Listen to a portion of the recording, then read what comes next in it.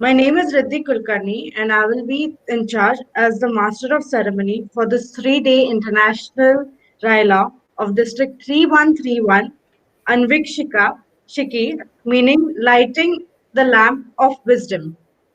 I would like to start by mentioning what is RYLA. Rotary Youth Leadership Awards is an intensive leadership experience organized by the Rotary clubs and districts where young people can develop leadership skills while having fun and making connections. The focus is to develop personalities and abilities of young individuals around the world, turning them into the leaders of tomorrow.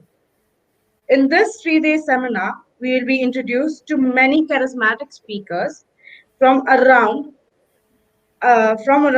So let's kickstart this program. And hence, I would like to call upon the President of RCP Katras, Rotarian Kirti Bhansali, to welcome you all and commence this amazing platform with the rise for the national anthem.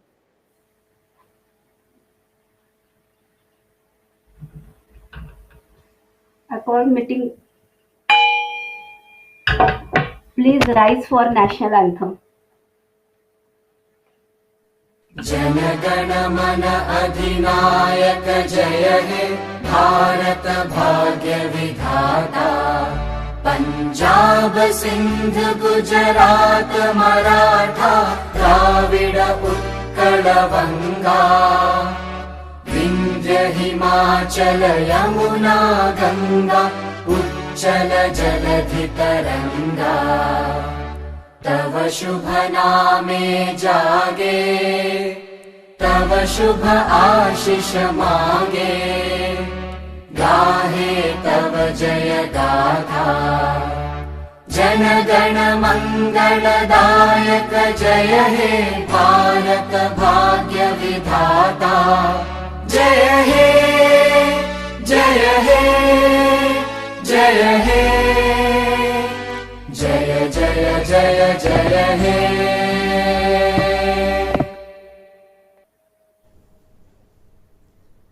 Good afternoon. It's my pleasure to welcome Rotary International President Holger Nack, District Governor Rashmi Kulkarni, DG-elect Pankaj Shah, DG nominee Anil Parmar, all dignitaries, my fellow Rotarians, ants, Rotractors and youth from all over the world. Rotary Club of Pune Katras, who is celebrating its 25th year, takes the honor and pleasure to be the host, the first of its kind online international RYLA event, Anvikshiki. Rotary Club of Pune Katras received charter from Rotary International on 16th May 1996. Since then, Rotary Club of Pune Katras has been rendering selfless, dedicated and committed service to the cause of humanity through its extremely successful projects in various focus areas of Rotary International: disease prevention and treatment, basic education and literacy, water and sanitation, maternal and child health, economic and community development, peace and conflict prevention and resolution. The club, in continuing tradition of Rotary spirit, sponsored 2 more Rotary clubs, 1 Rotary club, 3 Interact Thank you, clubs Rotarian and 2 Kirti. Rotary community corps, thus contributing in spreading the Rotary movement in District 3131. The power of youth is the wealth of the entire world. The faces of young people are the faces of our past, our present and our future. No segment in the society can match with the power, idealism, enthusiasm and courage of the young people. The everyday life of the youth also contains lots of new opportunities and in many perspectives. Rotary opens opportunity for youth through its program RYLA. RYLA provides a unique opportunity to learn, grow, have fun and make new friends. I know you are all going to have amazing fun time over the next few days. The highlights of the weekend will be speeches given by motivational international speakers who truly teaches to all in a unique way. This fundamental Learning, coupled with positive groups of people, never fails to excite and inspire the youth. It teaches them the values that Rotary holds.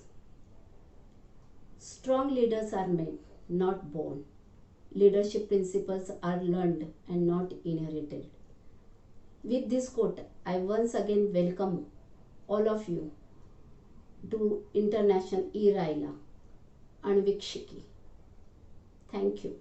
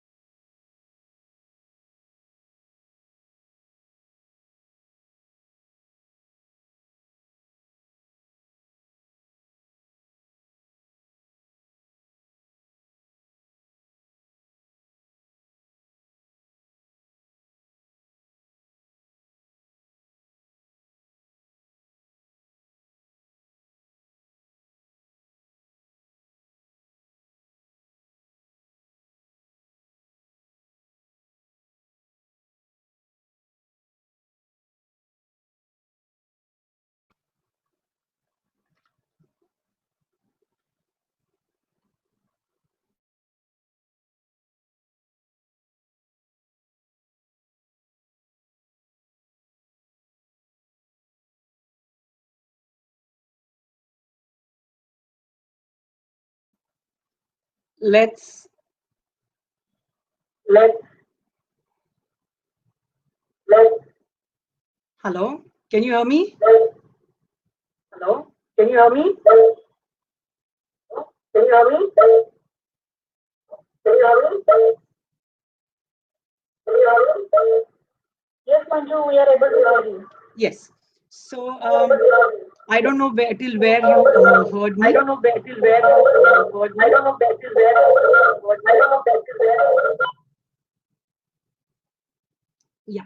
So we've lit the lamp, and I request mentor for the district youth team, Rotarian Divakaran Pillai, to kindly give the overview of this event. Good evening, friends. District Governor of 3131, Rotarian Rashmi Kulkarni and her team, along with DRR Shraddha and her team, are excited to welcome you all to this international RYLA and Bikshiki. We welcome all past present and future RI officers and DRRs, along with Rotarians, Protractors, distinguished speakers, and guests. A special welcome to RI President Holger Knack. We are welcome in C. Our district 3131 is a vibrant district. We do well in every avenue of service. Our youth avenue is very active everywhere.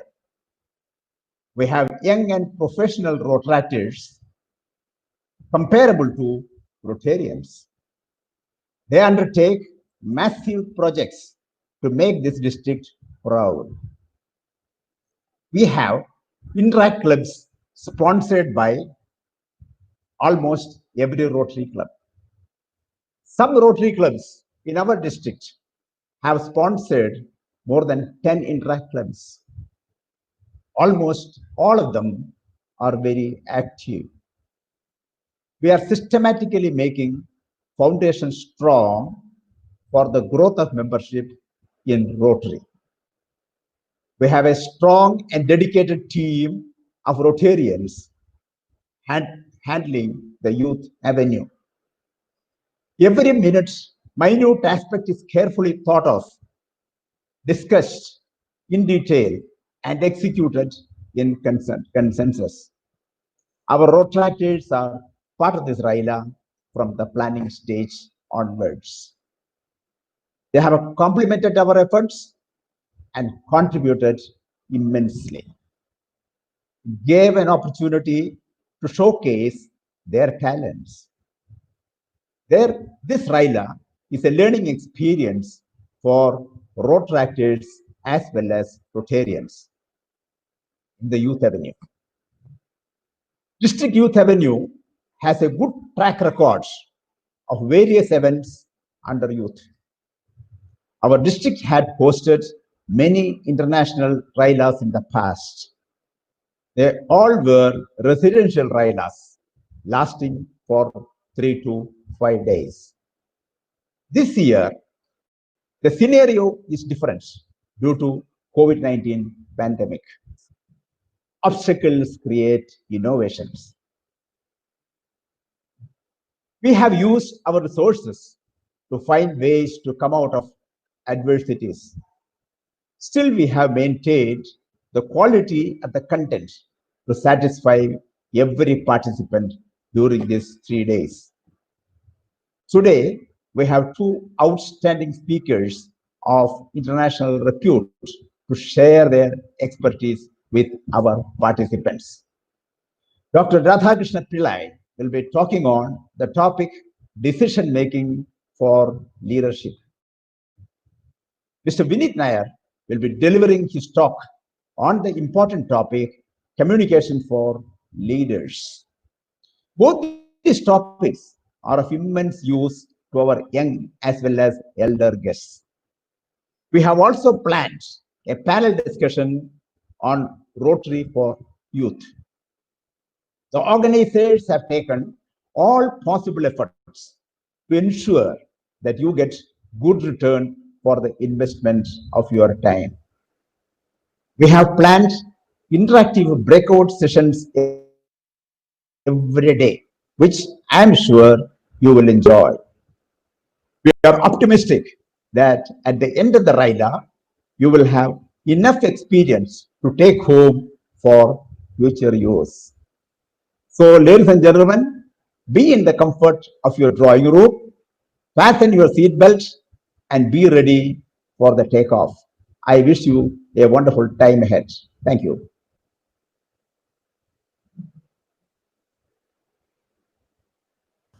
Hello friends, Namaskar.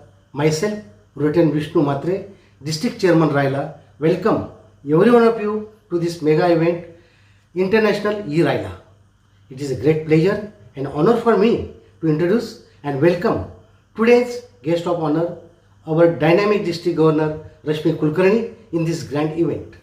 She is having distinction being a First Lady District Governor of RID 3131. Rashmi Kulkarni is an architect by profession and has done her graduation from the Abhinav Kala Vidyalaya. She has been in the field of architecture and interior designing for more than 30 years. She is an innovative thinker and strongly believes in greenhouse and eco-friendly concepts. She heads her own firm by the name of Rashmi Kulkarni and Associates, and also is a partner in the interior designing firm known as Amia Interiors. She also is an executive committee member of the Institute of Architects Pune Center. Our guest of honor is the recipient of prestigious Udyogini Puraskar and Rana Ragini Puraskar for her outstanding contribution in the fields of architecture and community service. She is the member of the Rotary Club of Pune Parvati for the past 20 years and has been its president in the year 2011-12. She has served on many district assignments as a director, and her passion is Rotary Youth Exchange and the Rotary Foundation. She, along with husband PDG Vinay, are members of Arc Plum Society and will soon reach level 2. Her husband Vinay is a past district governor of the erstwhile combined district 3130. He has served on various assignments at the national as well as international level, such as RRFC, moderator, TRF Fund Development Committee and the CSR Committee. DG Rashmi and PDG Vinay have one daughter, Riddhi. She too is following in her mother's footsteps and has just graduated as an architect. She is the president of Rotex. So it's my great pleasure to introduce to you our dynamic district governor, Rotarian Rashmi Kulkarni. Thank you.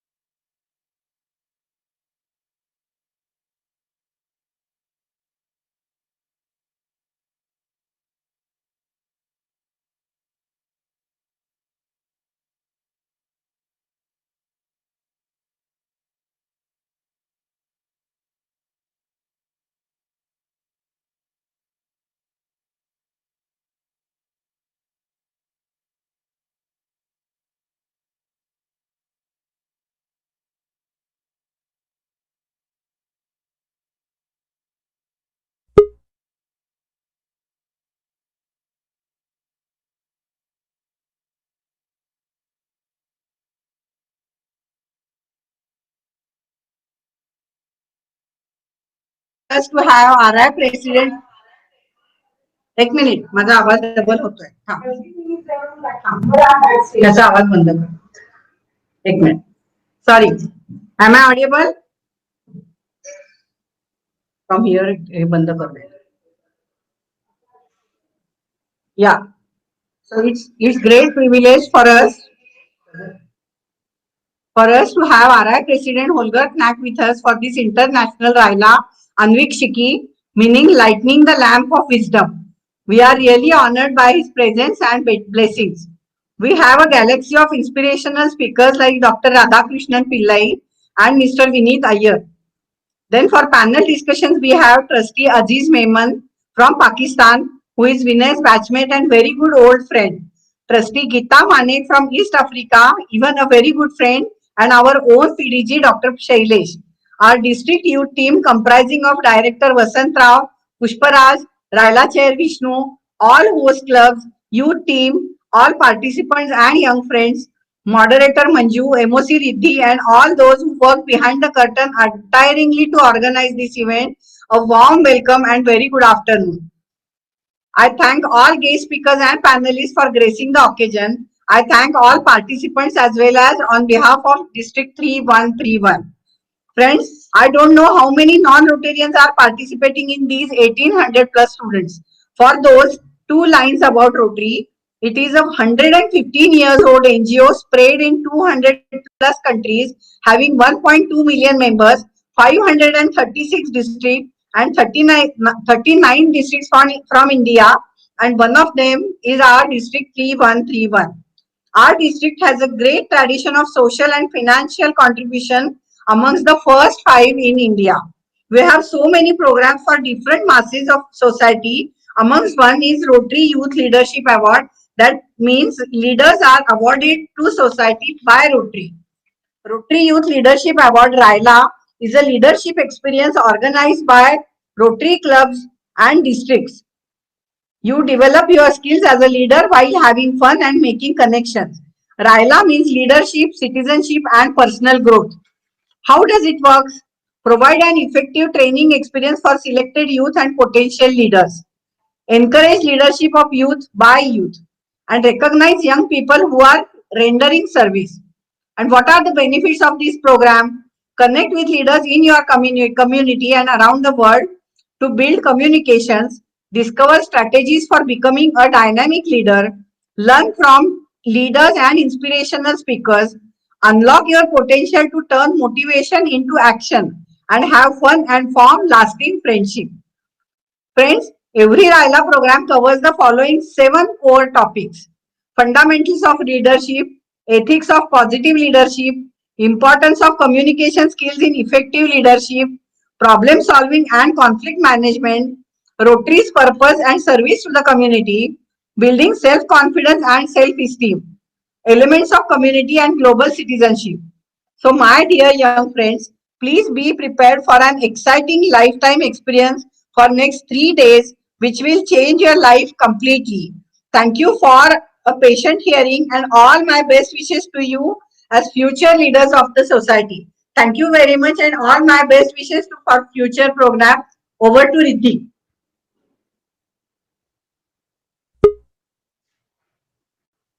Thank you, DG Rashmi, for your inspiring words. And now I request the DRR of Rotary District 3131, Rotractor Shraddha, to give us a welcome speech. Over to you, Shraddha.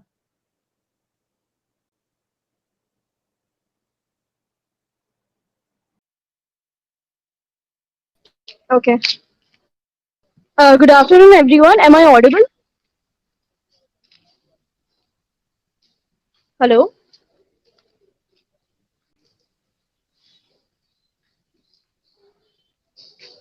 Hello. Good afternoon, everyone. Am I audible?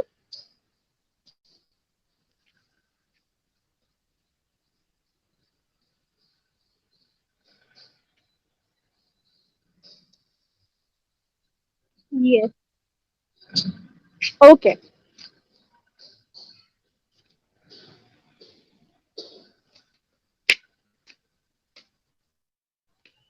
Okay. So, good afternoon to all the dignitaries who are present here with us. And it's a pleasure to be a part of such eminent programs which Rotary and Rotac together have joined in. So, warm greetings and thank you for being such a great and wonderful host.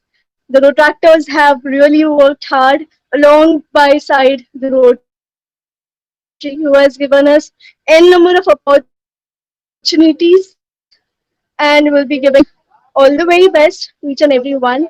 The great part to be a part of this wonderful RYLA team has always been we have covered up so many great personalities as the speakers for this 3 days program.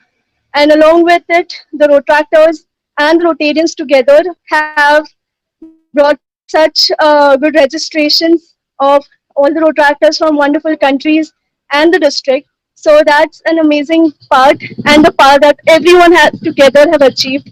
And there are many more such events and activities together they have planned, and really hoping forward that this takes the Rotary as well as Rota to new opportunities as well as height.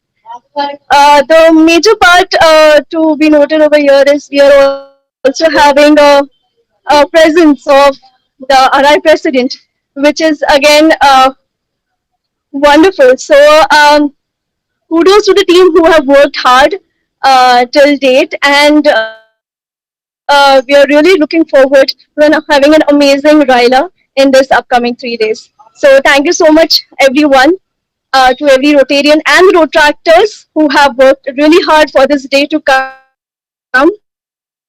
And thank you to the whole Rotary team for supporting us and for making this event a huge success. So really looking forward for this 3 days amazing session.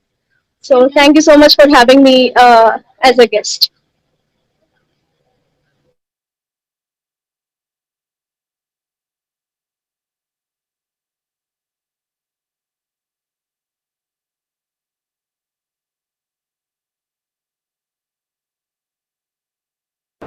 Hello everyone, good afternoon to all dignitaries and RYLA participants. I am Vasantrao Malunskar, Youth Director, District 3131. Today I am giving the introduction of our Rotary International President Holger Nack, who is a RI President for current year 2021. He is a member of Rotary Club of Herzogtum Leonberg Mall in Germany. NAC is a CEO of NAC AG, which is a real estate company. He was previously a partner and general manager of Golf Club Gut Grambach. NAC is also founder and chair of Carl Adam Foundation. He is a Rotary member since 1992. NAC has served Rotary as a treasurer, director, moderator, member and chairs of several committees, representative of councils of registration, zone coordinator, training leaders and district governor. He is an endowment, or we can say major gift advisor, and was a co-chair of host organization committee for the 2018 Rotary Convention in Hansburg. Nack and his wife Susan are major donor to Rotary Foundation and member of Bequest Society. So I am very happy to present today's chief guest, our RI President Holger Nack, to you. Thank you.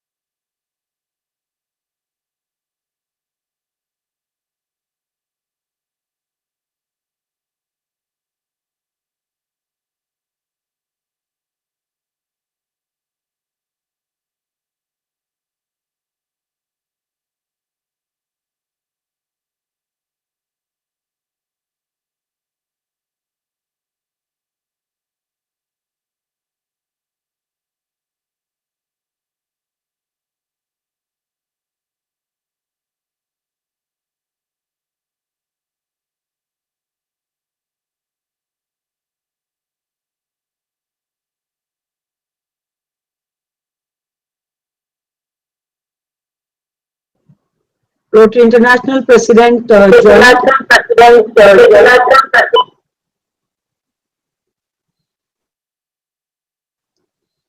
Rotary International President Holger Nack joined? Can any of the organizers give us a cue on that?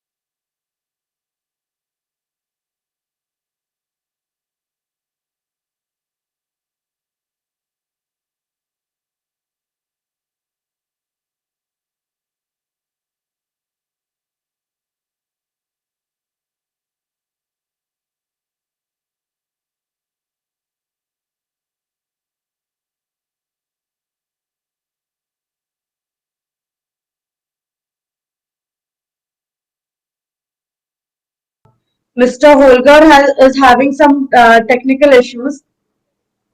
So, can we kindly move forward with the program of today?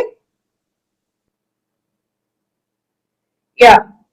So, as of now, I would like to uh, I would like to start this event by welcoming and introducing our first guest speaker for the seminar, who will be introduced by Rotarian Supriya Banerjee. I'm handing over to you. Hello friends, it's my pleasure to welcome Dr. Radhakrishnan Pillai to this platform of International RYLA. Dr. Pillai is an authority on Chanakya, the ancient Indian management guru, and his theory of Anvikshiki. Now let me introduce the speaker. Dr. Radhakrishnan Pillai is a PhD from the University of Mumbai and has done extensive research on Kautilya's Arthashastra from Chinmaya International Foundation, Kerala. On the popular side, Dr. Pillai is known for his internationally best-selling book Corporate Chanakya and other books in the Chanakya series.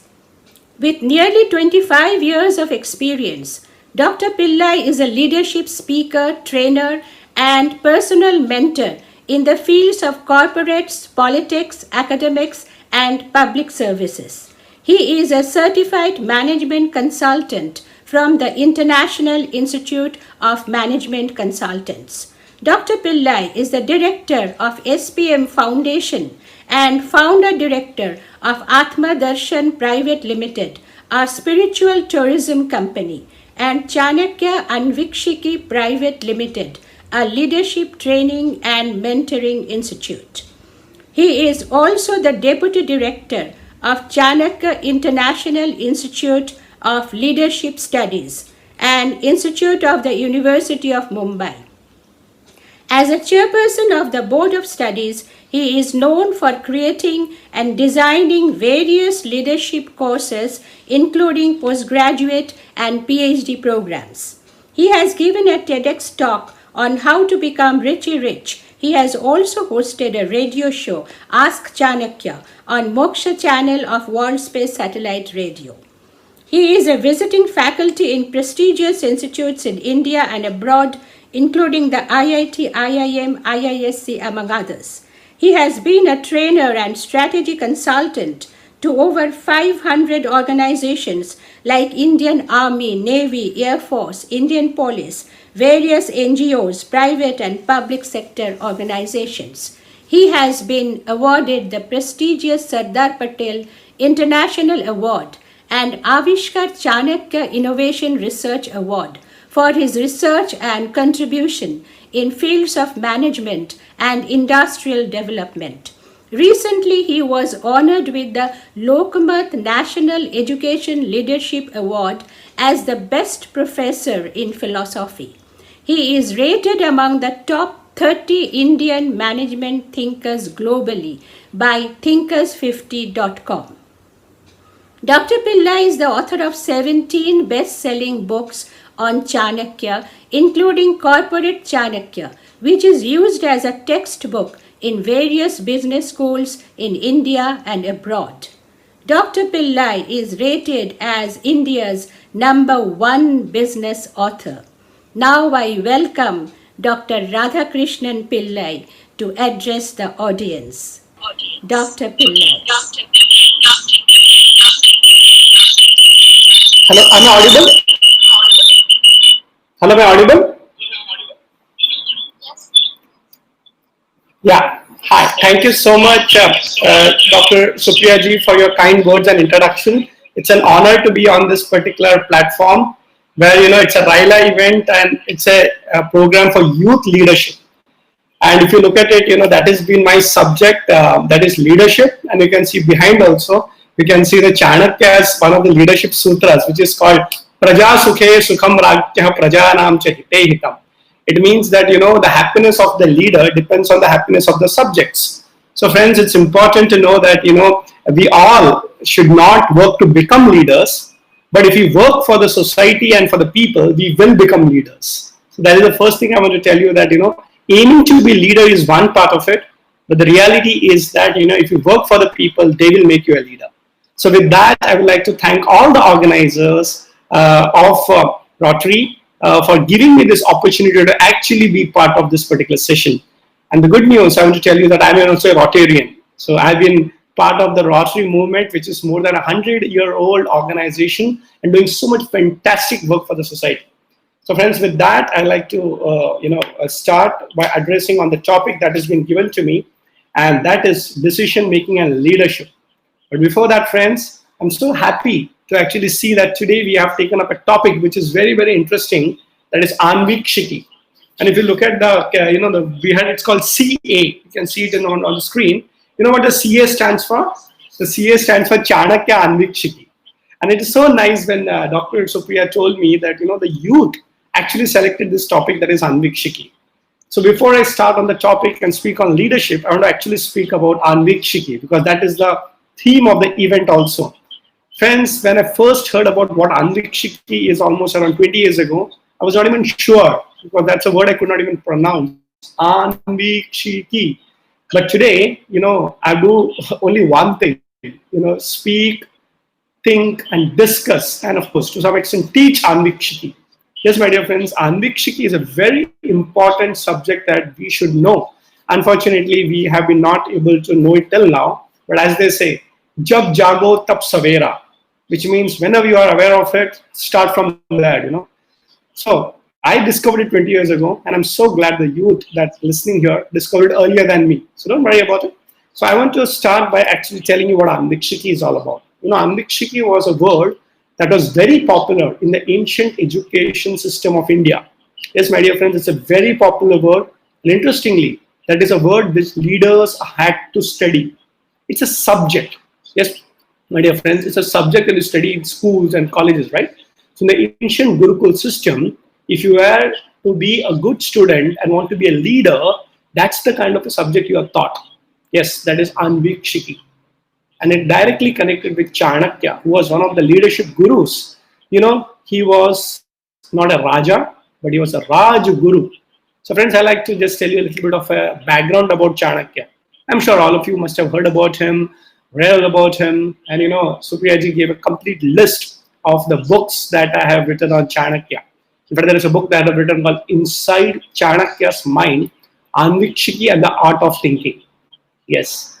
So if you look at the life of Chanakya, it's had many ups and downs. But what is very important is that during his young days, like all of you who are part of the element, when you're young, you should have a vision in life. Yes, my dear friends, if the vision is there, you will achieve it today and tomorrow. This young boy, Chanakya, was actually called as Vishnugupta. Yes, my dear friends, he was called as Vishnugupta. And interestingly, he was born at Patliputra, which is modern day Patna. And he was actually part of a particular, community, I would say, or he was part of a family which was a teacher's family. So his father was a person whose name was Chanakya. Sorry, the father's name was Chanak. Okay, and therefore it's called Chanakya Putra Chanakya.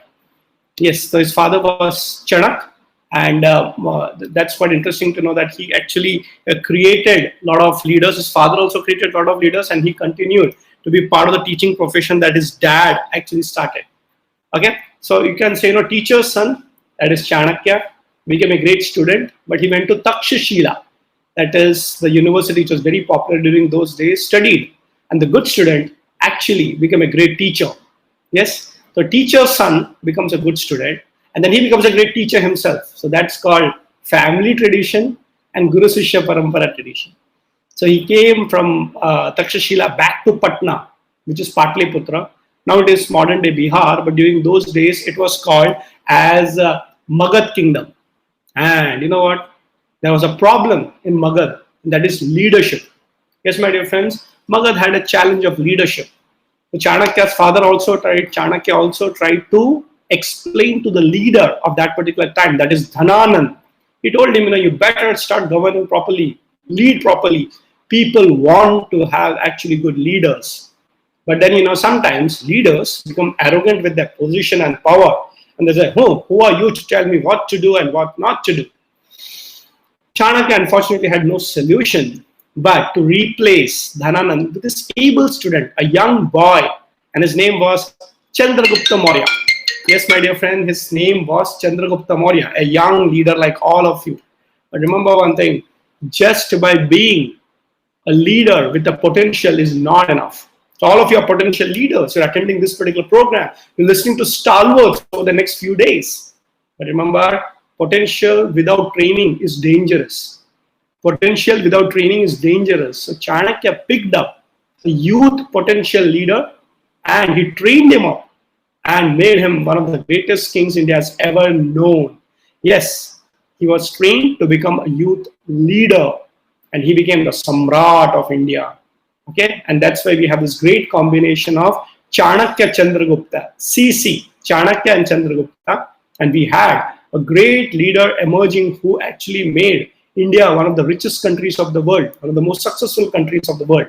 So remember, a Raja along with a Raj Guru actually made India very popular, successful, and wealthy during those days. Friends, leadership with a leadership coach, Raja with a Raj Guru has got all the potential. So all of you should learn leadership under great teachers. Okay, so you have so many teachers coming on this particular platform, but that is not enough. You need to study and practice it also. Okay, so I want to give you a small analogy. Suppose there is a cup of tea which is served to you. Okay, so somebody serves you a cup of tea, and then you drink it and say, not up to the mark. Why? It doesn't have sugar. I like a sweet person, and I like to have more sugar. So your mama or your whoever serves you the tea goes inside the kitchen, adds some sugar, and comes back, and then you start sipping it and say, not up to the mark. And then again she goes, put some sugars and say, not up to the mark. Then the mommy says, why? What happened? I'm putting more and more sugar. How come you can't taste properly? And he says, no, I don't know. The mommy says, oh, spoon over there. Please, stir with the spoon. So the sugar that has gone inside is not enough. You may add a lot of sugar, but you have to make it a part of the tea. So you have to stir it. So today also I want to tell you, my dear friends, you may listen to a lot of speakers and stalwarts. Look at the panelists. They are one of the most successful people. You are lucky to listen to such, achievers of high caliber, nationally and internationally. But let me tell you, after this couple of days, you may feel, wow, I have learned leadership. No, my dear friends, no. You may have heard about leadership. You may have understood about leadership theoretically. But what is very important is that you need to practice it. Yes, remember the sugar has to be mixed. So, Rotary has given you this fantastic RYLA platform to learn about leadership. You will get more and more about it. It's like adding the sugar, isn't it? When more sugar doesn't guarantee the tea has become sweet. The application, that is applying it in your life, in your mind, is what is to be done. So remember, friends, what is that process? It is called Anvikshiki. Yes. So Anvikshiki is you have to think like a leader. Yes, Chanakya made Chandragupta Maurya think like a leader. A lot of people, they are positional leaders, but they don't have attitude of a leader. What is the meaning of positional leaders? I'm a president, I'm a chairman, I'm a CEO of a company, I'm a captain of a sports team. That's all fine. That is not enough. You need to actually behave like a leader, not externally with a power position and a badge, monitor of the class. That is not enough. You have to think like a leader. So Chanakya not only made Chandragupta Maurya a leader by position, but also made him think like a leader. And that practice is what, remember, the sugar has to become part of the tea. You have to practice it, and then you'll be a successful leader. So friends, the same Chanakya who defeated Alexander, who came to India to conquer, okay, and he had his brain. He did that. Most important, he actually wrote a book on leadership called as Kautilya's Arthashastra. Okay, so he wrote a book called as Kautilya's Arthashastra, a very successful book that has survived the test of time. There are so many leadership books that you must have read, heard, and we should read maximum about leadership, no doubt about it. But imagine a book called Kautilya's Arthashastra that was written 2,400 years ago and still survives. That means it's a time-tested book on leadership, isn't it? So friends, this is where I want to introduce you to the subject of Anvikshiki. Yes, so Arthashastra is a book on leadership. It's got 6,000 formulas. How many? 6,000 formulas on leadership. Not one, not two. Okay, so imagine how much detail it has got. I don't want to take a lecture on Arthashastra today, which I keep doing in the University of Mumbai. Okay, that's not the point. The point is, I want to tell you one thing. Even if you get that one thing, that's enough. And that is what is Anvikshiki. Yes, my dear friends, when you open the Arthashastra, like when you go to a school or a college, there's a syllabus, isn't it true? It tells you what is the pattern. So imagine you are actually learning leadership, and Chanakya is telling you that how to become a leader. And he said the first subject you should learn is Anvikshiki. What is Anvikshiki? Anvikshiki means the subject that you learn first in Chanakya's Gurukul system. Okay, so usually we learn 3 R's in the modern education system. What are they? They are reading, writing, and arithmetic or counting. R. Reading, everybody knows A, B, C, D. Then you start writing. Okay, and arithmetic, of course. Arithmetic starts with A, but when you pronounce it's R. So that's why we call the person literate. But remember, reading, writing, and counting doesn't make you a thinker. It doesn't teach you how to think. Anvikshiki is the method of right thinking. It is also called as the method of inquiry, investigation, curiosity. Yes, and I call it a science of strategic thinking. Everybody has got a mind and an intellect, isn't it true? But do you know how to use it? It's like having a mobile, isn't it? And you can download thousands of apps. There will be so many features. But not everybody knows how to use up to the full optimum capacity. So all of you are so young and energetic. You're born in a free India. And interestingly, you're born in a rich India. Yes, you're much more richer than your parents and grandparents, isn't it? But do you want to use your life for something much better? Or do you want to live a very selfish life about I, me, myself? Those who live for I, me, myself are not leaders. You look at what is written behind Praja Sukhe Sukham Rajyaha Prajaram Chehite. Somebody who lives for Praja. Somebody who lives for the Sukha of the people, for the Hita of the people, for their benefit. So remember, you need to think like a leader, and that means you have to dedicate your life for the service of the society. And that's exactly what Rotary, Rotaract, and RYLA is all about. It's service. Okay. So when you look at it, we know how to read and write, but you know how to think correctly, how to take decisions, how to be a leader. That's Anvikshiki. I don't want to take a complete lecture on Anvikshiki because, as I told you, that's only one of the things I'm going to introduce all of you to. Okay. But Anvikshiki also means Anvekshan.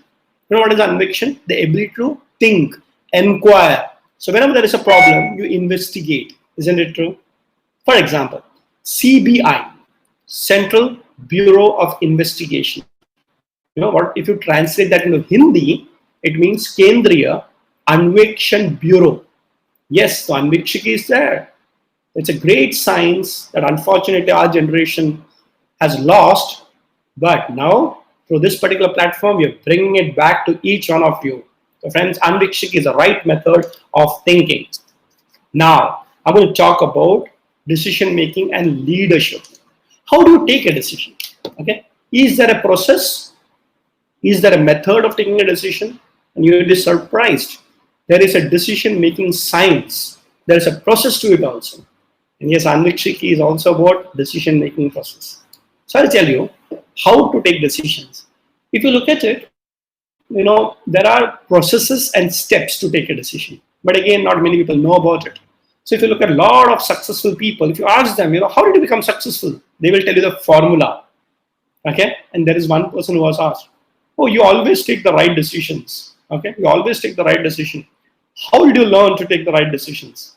He smiled and he said, many times I started taking the wrong decisions.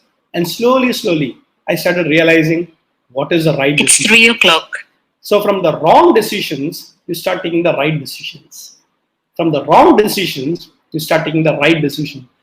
That is the process of Anvikshiki. No, that is not the process of Anvikshiki. You don't do trial and error and you succeed. You actually understand the formula before you succeed. So you actually ask the other people who have already walked the path before you, saying that, okay, can you tell me what to do? And you don't have to make the mistakes. You can learn from others' mistakes. It's called fastening your failures. Leaders, should not wait for failures to come and then learn. Learn from those people who have succeeded through their failures. Don't reinvent the wheel. So Chanakya calls it Vriddha Sanyogaha. So if you want to be a good decision maker, ask the elders, ask the experts. Yes, this is also a leadership quality. And Chanakya calls it Vriddha Sanyogaha. Vriddha means elders, experts. Sanyogaha means what? Being in touch. That's exactly what's happening in our event also, right? So many experienced senior Rotarians, they're able to guide our young generation. You can do it. You may have energy. You may have a vision. But the process is known by the elders. Friends, if you want to take a decision, remember, first thing, consult somebody who is elder to you. Sometimes I work with so many companies, and many times people ask me, I don't know what to do. I don't know how to take a decision. They don't worry. So you just ask somebody who's senior to you. And so senior means what? Suppose you're working somewhere, ask your boss or ask an expert. For example, if I am not able to do something properly in finance, what do? I talk to my chartered accountant. I talk to my tax planner. I talk to somebody who's good in finance, isn't it? In the same way, when you want to become entrepreneurs, and I'm sure all of you must be already thinking about being an entrepreneur. An entrepreneur is also a leader, isn't it? So whenever you want to be a leader or an entrepreneur, never do it alone. Take some guidance. Those people who have already walked before you. It's like going to a new place, isn't it? You are maybe going to that place for the first time. But the golden formula is take a local tour guide along. Yes, I'm going to a particular area which is known to me. It's a jungle area. It's got a forest area. You don't know whether there are wild animals. You don't know which road to take, which route to avoid. But when you go to a local person and say, sir, okay, I'm new to this particular place. Can you be my guide? And that local tour guide will tell you, don't worry, I'm here. I know every single path over here. So he will take you through the right roads. He will also tell you some beautiful stories, isn't it? Everybody likes to listen to stories. So when you're taking a local guide along with you, he will not only tell you the right route, but also share some beautiful experiences on the way. So my dear friends, this is a very important leadership quality to actually learn from those people who have done before you. So they will tell you the secret formula. They'll show you the route. Interestingly, they will also share their experiences through their own stories. This is what Anvikshiki is all about. This leadership is all about. Okay? So friends, you have to understand one thing. That life is never about doing it alone. It's about doing it with others, with experts. The first thing, if you want to be a good decision maker, you should know how to think correctly. Anvikshiki. And second, that's not enough. You may think a lot, but how do you know whether you're right? A lot of people say, I'm very confident it will work. And I ask them, but who has verified it? You may think it is wrong, but verified with somebody who knows it better than you. That's why in India we have a great culture which says always take your parents' blessings, elders' blessings, teachers' blessings. Why? Because you may have everything, but when blessings are there, you will not fail. Vriddha Sanyogaha. So what is the process of decision making? Number one, Anvikshiki. Inquire, gather all the data, information, get yourself very clear. Okay, but that is not enough. Ask the experts. Okay, and the third, very important thing. Okay, and that is Mitra Sambandha. What is the meaning of Mitra Sambandha? Mitra is friend, Sambandha. Okay, also take some friends along with you in your life journey. Yes, you cannot fight a battle alone. Take some friends along. Chanakya always believed that, when you fight a battle all alone, you're lonely. Okay, you don't have any support. But imagine your friends along with you in all the challenges of life. Initially, when you're fighting the battle all alone, it looks as if it's a lonely journey. But when friends are along with you, it becomes a game of life. From a war and challenges of life, it becomes a game of life. Because two friends can face the same challenge, but they will do it with joy. It's like playing a sports game, isn't it? So you have an opponent and you are yourself there. But it becomes a team game. You are there with 10 friends and the opponent is there with 10 friends. So it becomes a game. So never, ever, ever get frustrated in life. Phone a friend. Okay. Amitabh Bachchan also, there's very famous game show. It is called Kaun Banega Karodpati. So you're all trying to solve your own questions. but there is one lifeline.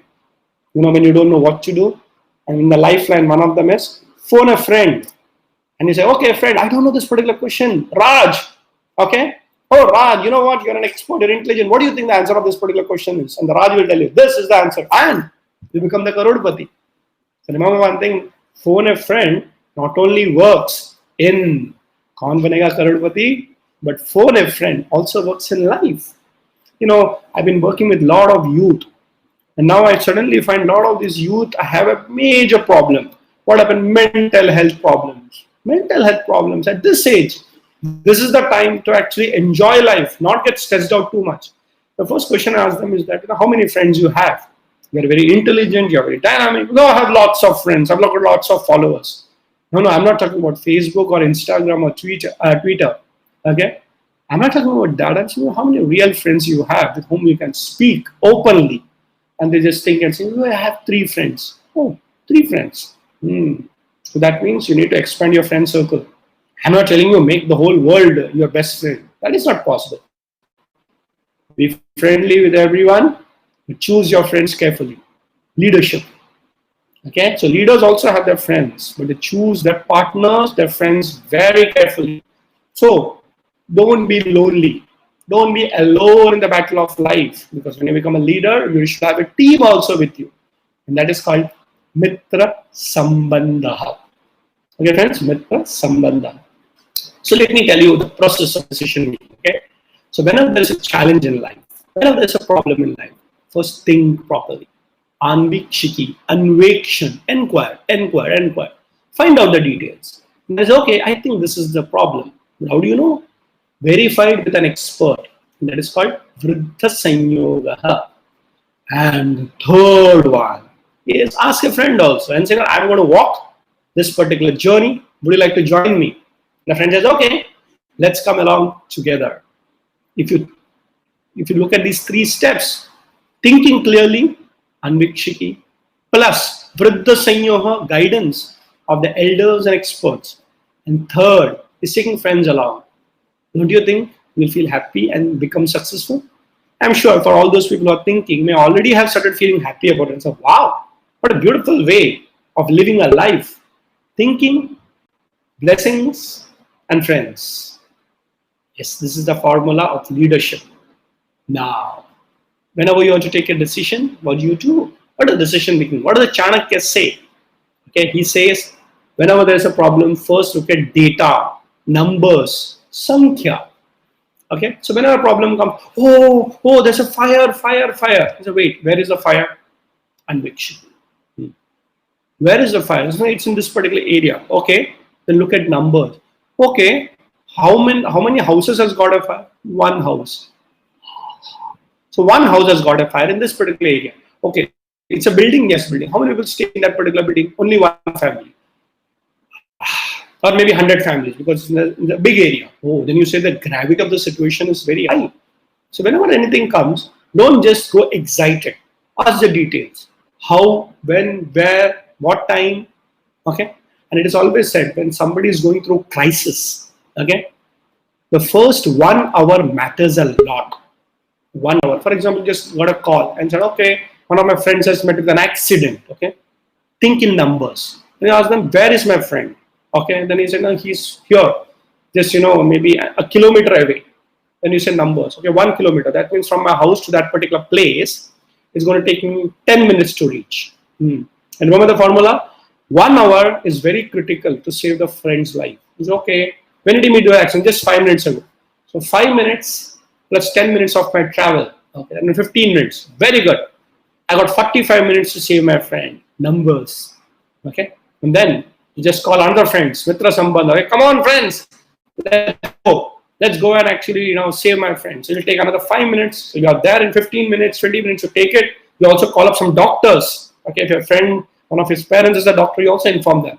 And then you bring the child or that particular friend of yours to a particular hospital or dispensary in half an hour. You're taking a decision, isn't it? And the first aid is given. The blood which is, bleeding is stopped and your friend is saved. But imagine if you don't know numbers. Oh, friend has met with an accident. Okay, but you have to think in numbers. When was the accident? 3 hours ago. Oh, Where is he? He's still on the road? Oh, I think we should rush. But he's in the hospital. Okay. Then the decision making is not to reach the hospital. In the first case, it was to make sure that the friend of yours is lifted and taken to a medical care center. But in this case, it's 3 hours old. He's already in the hospital. Then what do? Then you said, okay, let me look at the next level of challenge. He's already reached the hospital, right? So he's saved. And then you go and ask the numbers, saying that, how is he? 3 hours he's been there. Has all the family members been contacted? So go and say, maybe does he require financial help? Okay, so maybe people who are not so well off, you may have to support him or her financially. So what do? You actually try and make sure that you ask the next level of numbers. The first one is about time. Next is about numbers financially. So you just go meet the friend, ask the parents, and then you require some finance. Then you check with the hospital bill also. How much is going to charge? So if it's a government hospital, most of the government hospitals it's free. Okay, but sometimes it becomes costly. Oh, 2 lakh rupees. And look at the parents' face and say, oh my goodness, we don't think they're having the financial capability. What do? Again, mitra sambandha. Just call up all your friends, make a small post, do some crowdfunding, isn't it? And then you say, wow, here is a friend requests money, and maybe his parents are not having that much fun. So don't worry. They said maybe we have 50,000 rupees, but we require 2 lakh rupees. So think numbers. 1.5 lakh rupees. So can everybody contribute? Just go and ask your parents and say, can we chip in some money? You will be surprised. In one day, you may just get your numbers right. So the person is now in the hospital, taken care, financial numbers are taken care, you actually have solved the problem. And afterwards, you come and you inquire with the doctor, again in numbers. So in the doctor, a friend met with an accident and he's discharged him. But tell me very frankly, how much time will it take for him to become normal? Maybe he or she has met with an accident where there is a fracture on the leg. You ask him, doctor, please tell me very frankly, how much time? So doctor says, you're lucky, your friend was in time, you could operate on him, but it's going to take 6 months, okay, to become normal. But I think from 3 months onwards, he will at least able to walk. Numbers. He said, okay, now my friend has reached home safe, financially taken care, but he'll require 6 months. Then you say, okay, but 6 months he'll be at home, boring, he may not be able to attend college, maybe he'll just, do something on the mobile. You make sure, can we make something better? Every day, all of us call him, maybe, be in touch with him through some other method, maybe an online, have a chat with him. So what you realize is that now the first problem of reaching the hospital is gone, finance of the hospital is taken care. Now he requires 6 months of support to make sure that he is feeling that he's not lost or she's not lost. So you make a plan. He said, okay, let us make a small group of 20 students, or 20 friends, and then everybody will, talk to him in length every day. Okay, so everybody cannot talk every day for so long, no problem. So from crowdfunding, you actually look at crowd of friends and you plan. Okay, my dear friends, this is exactly what your mothers do. Your mothers are very good in numbers. Okay, at home, they plan everything, isn't it? How much dal, roti, chini, rice, vegetables, they are planning. They think in numbers. Yes, they're very good in numbers. When you have to take a decision, a leader should be very good in numbers. So when they go out for shopping, observe your mother, how she shops, There's a calculation going on in her mind. Okay, she says, okay, 20 people are coming for a party. Of course, during the corona time, there is no party. But let's say during an event in the house, she'll start calculating. Okay, she knows for 10 people in my house, so much, groceries is required. And monthly there is a shopping, isn't it? Numbers. And she'll think, okay, 20 people are coming, so we should have so much extra food. Some of them could be purchased, some of them can be made. There should be one sweet item, there should be one this. So she's continuously calculating, isn't it? And she's also calculating her budgets and financials accordingly. So it's very, very important to start thinking in numbers. Because decision making without numbers is just, impulsive. I think we should have 20 people coming and we should give this. No. Decision making is also about the detailing. And detailing in numbers is very, very important. Friends, if you want to be a leader, you should know what is numbers. And you should know how to churn numbers. For example, Just look at it. Every president, prime minister, chief minister of a place, country or a nation or a state should know the numbers very well. That's what the government of India does every 10 years, something called as population count. If the leader doesn't know what is the size of his population, how many people he's governing or she's governing, no leaders. So in India, we have 135 crore people. And let's say in a state like Maharashtra, okay, in India, we have around 11 crore people. The chief minister will have to think, oh, my population, my numbers is 11 crore. Okay. In a state like Uttar Pradesh, it's 18 crores. Okay. In a state like Kerala, it is 3 crores. So remember one thing, when you go to become a leader, you should actually have a grip on numbers. So imagine that if you're leading a country like India, 135 crore people, a state like Kerala is 3 crore people, a state like Uttar Pradesh is 18 crore people. You see this? I don't have to go to that level. Even a principal of a college, okay, he or she should have clear numbers. I got 5,000 students in my college, isn't it? Remember, the principal is a leader. The principal is a leader, and you'll be seeing that in every class that you go, the first thing that the teacher does is take attendance, isn't it true? Why attendance? When I was a student, I used to always wonder, what is this, attendance, and some mischievous children will say, give the proxy. That's okay, but you have to understand the logic. The teacher is supposed to report and say, out of 60 students in my class, today 55 have come in. Now she is actually having a grip and saying 5 students have not come. Okay, whatever reason. She should know the reason also. Then maybe you see a pattern that is one student who's not been coming for the whole month. Numbers. And so you find out what happened to this particular girl. Suhasini has not been coming for the last 1 month. You ask your friend, you know her, right? Yes. It's what happened to Suhasini? No, she's not been well for so many days. Oh. So friends, when you have numbers, you know what is happening good. You also know what is not happening good. So very important. Decision making, be very, very good in numbers. A lot of people, when I tell them, be good in numbers, actually get frightened. You know what they say? Oh my goodness, I'm not good in mathematics. My dear friends, I'm not telling you to be good in maths. I'm telling you good to be in numbers. See, mathematics is a science. Okay, it's a process, it's a subject where you get into so much details of numbers. There are theorems, there are formulas, there are equations, algebra, geometry, trigonometry. I'm not telling that, that is at a very different level. Okay, that's academic. And some people really love the numbers of mathematics also. You know what I'm saying? That irrespective of whether you hate mathematics, whether you don't like mathematics, especially the exams of mathematics, it's okay. But being good in numbers is very essential if you want to be a leader, especially when you have to take decisions. Without numbers, you can't take a decision. So now what do you do? So let me go back. Okay, we are all a lucky generation where education is like literally a very normal thing. But when India got freedom in 1947, you'd be surprised to know only, I think, 17%, 17% of this particular country would know how to read and write. Isn't it very painful to even listen to the number? First of all, our population was only hardly 30 or 33 crores. Now it's 135 crores. So think about from maybe 35 crores to 135 crores. And in 35 crores also only 17% you should know how to read and write. Okay. But let me tell you, irrespective of whether you read and wrote, during those generations also, they were leaders and entrepreneurs. Of course, they were educated leaders.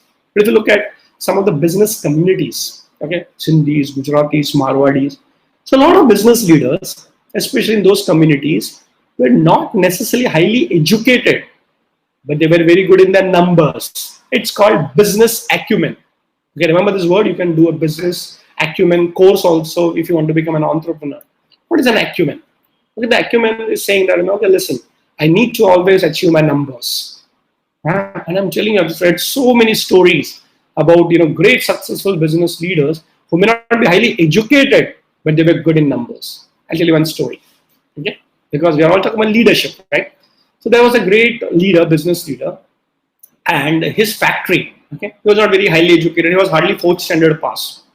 Okay, and there are still no leaders of 4th standard pass. The chairmen of companies, 4th standard pass chairman in 2020. Okay. Again, I can give the name of the company also, Hare Krishna Jewelers, the chairman, and he's very proud about it. Okay? So he says, so what? So what I'm first pass, but I can manage to actually lead a company with 5,000 people. And Sauji Bhai, that's the name of the person. Sauji Bhai says, Dholakya. So that's okay. Maybe I'm less educated. That's why I'm very successful. He says, sometimes when you become very intelligent, you start calculating too much. Okay. So there are people who actually are leading organizations because of their grip on numbers. Okay. So friends, this is a story about such a businessman many years ago. Okay. This is almost 50 years ago. Think about it, the generation that you're working in, not so qualified workers and things like that. He started a plant. He started a factory. It was manufacturing a lot of, I think cycles, something like that. Yeah, cycles. And the production capacity of that particular factory was 100 units per day. Let's say, 100 cycles. And because of some problem and all those things, there was an, issue and, they could only produce 80 cycles per day. So the plant manager came and told him, sir, today only 80. They said, wait, my production capacity is 100. Why 80? And he says, this is a problem, that is a problem. The worker has not come. There's electricity problem, there's diesel problem. This.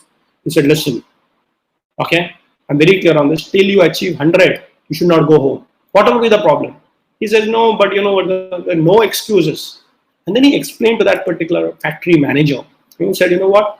For you, it is 100 to 80. Isn't it? So today you are supposed to produce 100 units and you're only producing 80. Tomorrow also you will come and say, another 80 and then 80. You know what? You do realize that every day when you have minus 20, after 10 days, it will be minus 200. Yes. So he had an acumen and saying that, listen, today it's minus 20. Tomorrow it becomes minus 40. So actually speaking, tomorrow when you come to the factory, you don't have to achieve 100. You have to achieve 120. So understand this. So every time there is a delay of 20 units not being produced today, it adds on. So let's say tomorrow you go and also achieve 80. So how much you have to achieve? Actually you have to achieve 120 plus 20. So day after tomorrow it becomes 140 and you never know. That's why if your students don't accumulate, do everything right now, right here. Kabir ka doha. Kal kare so aaj kare so ab. Okay, remember that. What you're doing tomorrow, do it today. So you should know number. All the things that you do it today. Tick, tick, tick, tick, tick. Okay. So friends, this is what I'm going to tell you. For decision making, you should always be good in numbers. Is it enough? No. One very important thing in decision making, you should have a quiet mind also. Okay. Don't react. In any situation, respond. Okay. In any situation, don't react, respond. What is the meaning of reaction? It comes and you impulsively jump into a conversation. Oh, abhi. That's exactly what the youth does. I want the solution now. So if you send a message to your friend and if he or she doesn't reply, oh, our relation is over. That is a reaction. Okay? You should have a lot of patience in life. Remember one thing. All good things in life takes its own sweet time. This is nature's law. You do your best and leave the rest. You do your best and leave the rest. Remember, friends, is that if you want to be successful, it should be a long-term approach. We overestimate. We overestimate in the short term and we underestimate in the long term. A lot of friends start businesses and this and that, but they say, tomorrow I'll make a profit. Tomorrow I'll get a venture capitalist. Tomorrow I'll do this. It's not going to happen overnight. Ask your mother. She will tell you, how difficult motherhood is. Ask your parents how difficult it is to bring up a child. It takes a lot of time. 18 years is when you become an adult. For parenting, it goes on and on and on forever. In the same way, my dear friends, never expect any results right here, right now. Be very clear about the process. Okay, it takes its own time. And there's an old age saying that when you plant a seed today, the fruits may come after many generations. So it is said, the mango you are eating from a tree was probably planted by your grandfather. But still you should plant another mango tree. For whom? Maybe for your grandchildren to eat. So friends, have lots of patience. Unfortunately, we are trained in reacting rather than responding. How do you differentiate? So if something comes to me, okay, and I just go, that is a reaction. But something comes to me, and wait, and then okay, let me think. So this gap, and then once I think clearly, use Anvikshiki, and then go. That is called response. There's a response time. And that, if you understand that whenever something comes, is wait, watch. Okay, don't react, respond. The ability to respond makes you responsible. Okay, remember, response is responsible. The ability to respond is responsibility, and that is a leadership quality. Leader has a lot of responsibilities, isn't it true? Yes, friends. So if you want to be a leader, one of the very important leadership qualities is the ability to respond, which makes you responsible. So if you're reacting every time, danger. Okay, you're reacting anytime, danger, because what you're doing is continuously reacting, and nobody likes a reactive person because he or she is not thinking. Be calm, quiet. In every situation, be a calm and quiet person, isn't it? That's why it's called Yudhishthira was a leader. जो युद्ध में स्थिर है. Sthira means the ability to be calm. In a yuddha, he becomes Yudhishthira. So be like a Yudhishthira. What will be the challenge? What will be the situation? I will not react, but I will respond. But how do you respond? Ask others. Ask your friends. Mitra sambandha. Vriddha sanyoga. Use your mind. Anvikshiki. Isn't it true? Yes. The last point I like to make before maybe we can take up a few Q&A is that very important is that you are always known by your leader because of the love for your people. Okay, you have to understand one thing, that results will come in its own sweet time. But the thing is that you always should remember whether the people are happy with you. Otherwise, you become a dictatorial leader. That, oh, you know what? I am the leader and I am the permanent leader. Nobody is permanent. Leader keeps changing. But the leader is the one who creates more leaders. A leader is the one, a true leader is the one who creates a lot of new leaders. And I'm so happy to tell you, you don't have to learn this outside anywhere. You can learn it from Rotaract itself. A whole RYLA event is all about leadership succession. Isn't it true? So in every Rotary club, every district we see, there is a president, there is a past president and immediate past president, and a president-elect. So you see there is a leader and there is a past president, immediate past president. And there is a one person who is the next president. So you actually given a point, there are three presidents, isn't it? The current president, okay, the previous one, and the future one. So that is three leaders. So one is a leader, but he's guided by Vriddha Sanyoga, the previous immediate president, and the next one, president-elect. So even if you're good, remember one thing, even if you're good, you should give your chair to the next person. Okay, so the vice captain becomes the captain. The captain becomes the coach. Isn't it a beautiful leadership model within Rotary, within RYLA, within Rotaract? So I don't want to keep going on and on because you've got so many other speakers lined up, so much you're going to learn. But remember one thing, take every lecture seriously, take a pen and paper, note down everything, listen to the recordings later on. Remember the sugar example, okay? Remember the sugar example. Just gathering information, knowledge, and listening to all these great panelists that you have after me also. So many beautiful panelists lined up is not enough. You have to think, apply in your life. Okay? Then you will become a successful leader with a lot of decision-making qualities. This is what you should remember. Anvikshiki.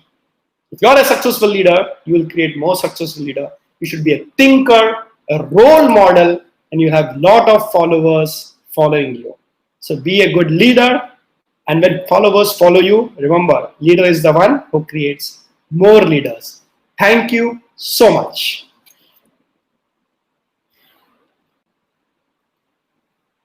Am I audible? Thank you. Thank you for such a wonderful session. Now, I would like to ask moderator Manju Fadke to conduct the question and answer session for this amazing and very insightful and encouraging program. Since I started a little early, I ended up a little bit early. So yeah, since that was perfect. Numbers, remember, I was given half an hour exactly. I ended up Manju, heading over to you. Yes. Yes, sir. So thank you, Dr. Pillai, and it's a pleasure to meet you again. And if you remember, you were the chief guest for our international RYLA in Panvel 3 years back. So it's a Yes. coincidence that you're again a speaker for this session of International RYLA. Yes, ma'am. Moving on, there are some questions which we have taken from the participants, and Yeah. I'm going to take them one by one. Yeah. The first question to you is from Kelly and Dunn, is to Okay. what inspired you to go into business field? Okay, so I've actually been an employee, and I used to work for many years till the year 2000. Okay, so I was an employee, and my boss, a very popular person, his name was Mark Mascaris. Okay, he was in the field of sports cricket. Today we talks about sports event management companies, but 20 years ago in 2000 it wasn't a very great thing. But we actually worked in the sports field, the cricketing field. And it so happened that Sachin Tendulkar, well, or our young stars, I used to work with them. I used to head one of the marketing, divisions of the magazines called as Cricket Talk. So any parents who are listening will know this. It was a very successful cricket stalwart. Unfortunately, Mark died in a car accident in Pune, Mumbai-Pune highway. This program, I know most of the organizers in Pune. I am from Mumbai, and they have the expressway. Unfortunately, he died in a car accident. And what happened is that I was in one way called jobless, but by the grace of God, I was very capable. So I was looking out for a job, and I had a couple of offers also with me. But my spiritual guru, I'm from Chinmaya Mission since my childhood. He told me, "What are you doing nowadays?" So it's nice to say, I'm looking for a job. I'm in between jobs. I got 2-3 offers. I'm considering. So my guru told me, listen, instead of looking out for a job, you youth, capable youth, okay, should look about creating jobs. Okay, now imagine 20 years ago, that was not a great thing. Okay, now everybody talks about entrepreneurship. Even our Prime Minister Modi ji says, that, think about, being an entrepreneur, start up India, stand up India. But for our generation, 20 years ago, I said, oh, what to do? But remember one thing, once my teacher tells me, I take it very seriously. My dear friends, when your parents, your elders tell you something, you may think it's a boring advice. Every day they keep nagging us. Study. And you say, oh, and then over a period of time, you start lying. But one of the things that I've always believed is that if my parents, if my teachers, if my elders tell me anything, I say, okay, you have to understand the intention, not what they are saying is. We always say you are nagging me. But the nagging is not their intention. Your safety, your success in life is the intention of the parents. So when my guru told me, instead of looking out for a job, think about creating jobs, I took it very seriously. And I'm not from an entrepreneurs community. I'm not from a business family, but I took it very seriously. And I started a company. And today, look at I'm such a beautiful sitting in an office. I've employed so many people. So how did I become a businessman? To be very frank, I had no idea about being a businessman. But if you listen to your elders, if you listen to your teachers, you'll be surprised. You will succeed in whatever you do. So I'm a business coach. Not only am I a successful businessman, that is only one part of it. But I'm teaching others how to become successful in a business. What is that one formula? Listen to your elders, listen to the gurus and teachers. They always have good intention for you. Follow them, you will never fail in life. Thank you. Yes, thank you, sir. Moving on to the next question. It comes from Madhavendra Rathod, and he's asking you how to approach experts for guidance. Very nice question. Very nice question. See, first of all, you have to decide what is your field. Okay, and every field has got experts. Okay, so in Sanskrit there is a saying, Bahuratnaya Vasundhara. Okay, so Vasundhara means the whole nature. Bahuratna, Ratna means jewels. So nature has created many jewels. So you can't say, only peacock is the most beautiful animal. No. Peacock may be beautiful, but eagle is also beautiful. A crow also has its own beauty. The cuckoo has its own beauty, right? So what's very important is first to decide what is the field you want to give your life into. Maybe make it a profession, maybe make it a passion. For example, Chanakya, isn't it true? So that's my field. Somebody wants to become an artist, somebody wants to become a scientist, somebody wants to become a businessman, somebody wants to become an entrepreneur, politician. I don't know. No field is right or wrong. Okay. So first you choose your field.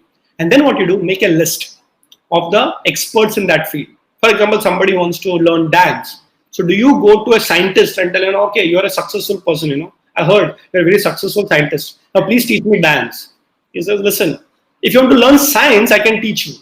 But if you want to learn dance, go to the next door neighbor because she's a great dancer. So first of all, you should choose your field. The problem with a lot of us, we are not even sure what our field is to be. So it's too many options and too much confusion. And your generation is actually lucky. You know how many fields to choose from, and especially online, you can listen to so many experts. Okay, but remember one thing: you should choose your field and choose the expert in that field. So make a list of 10 people and approach them.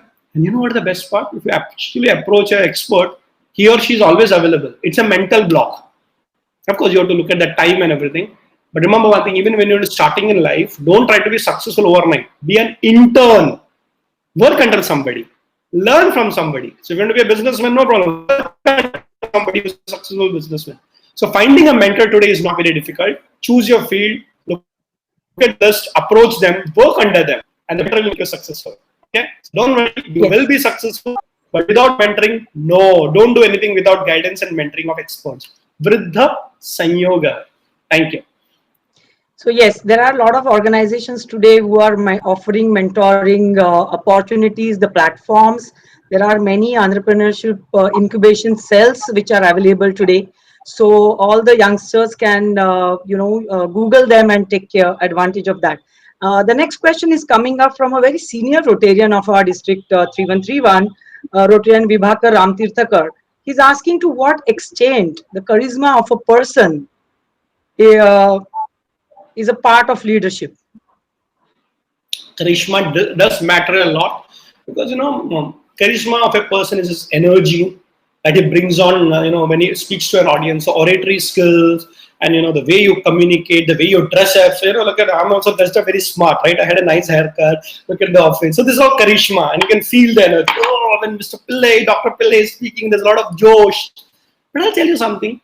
Because being in the field of leadership, I teach leadership at the Mumbai University. We have a center. Okay, it's called the Chanakya International Institute of Leadership Studies, where we have a lot of senior professionals who are right from the age of 30 to 60, 65 are my students. Okay, I've realized one thing, that the external leadership that you talk about, charisma, is good, but that's not the most important.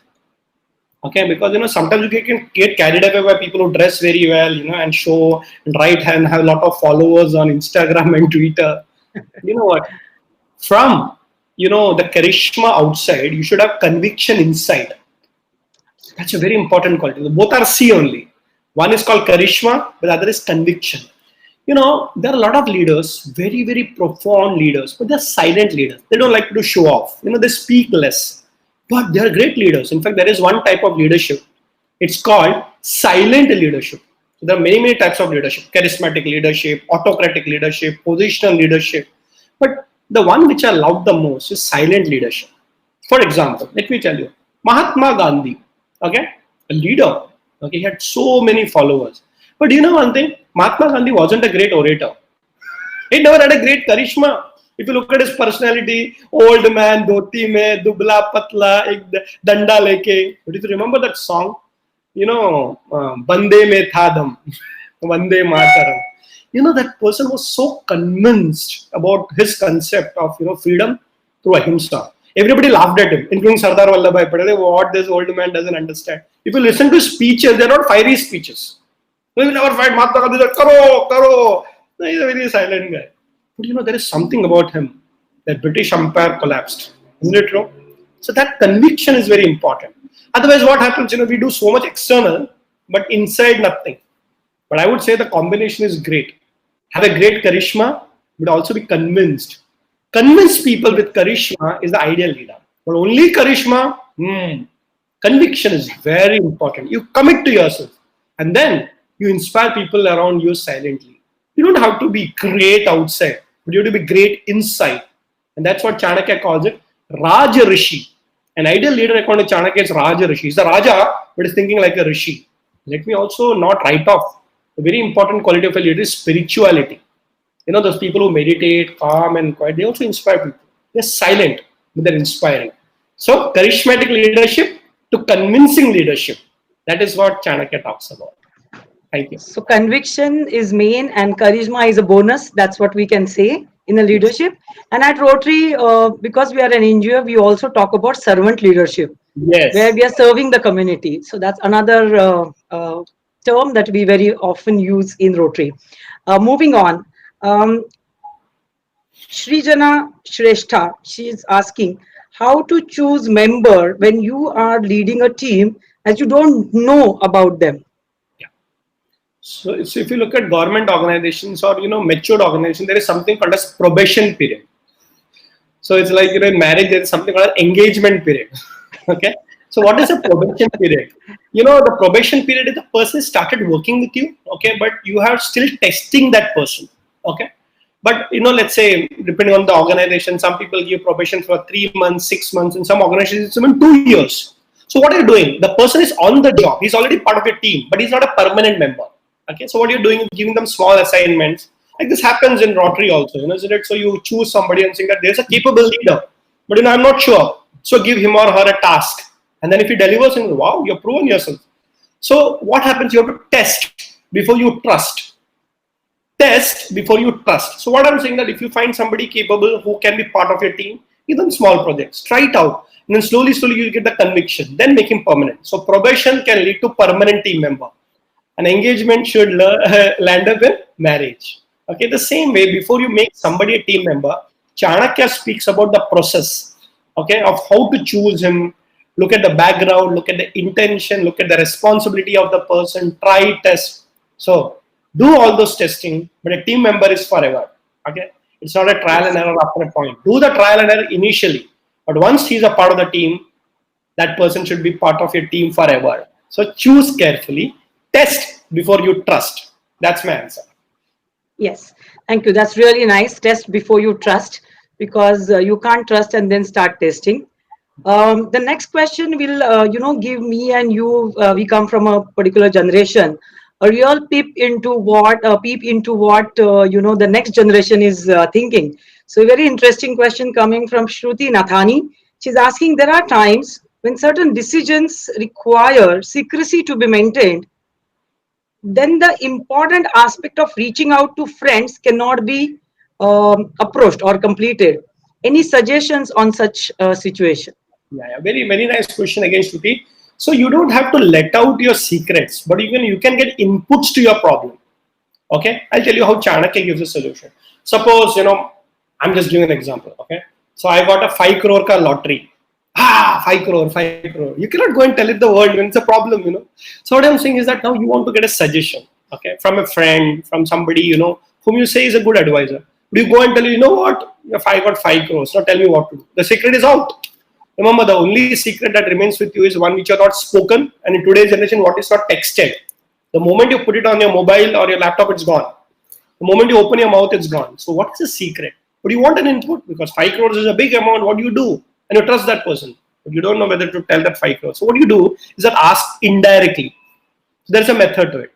So when asking, so and so, like Shruti is asking, let's say, your friend Samira. I'm just putting a name, okay?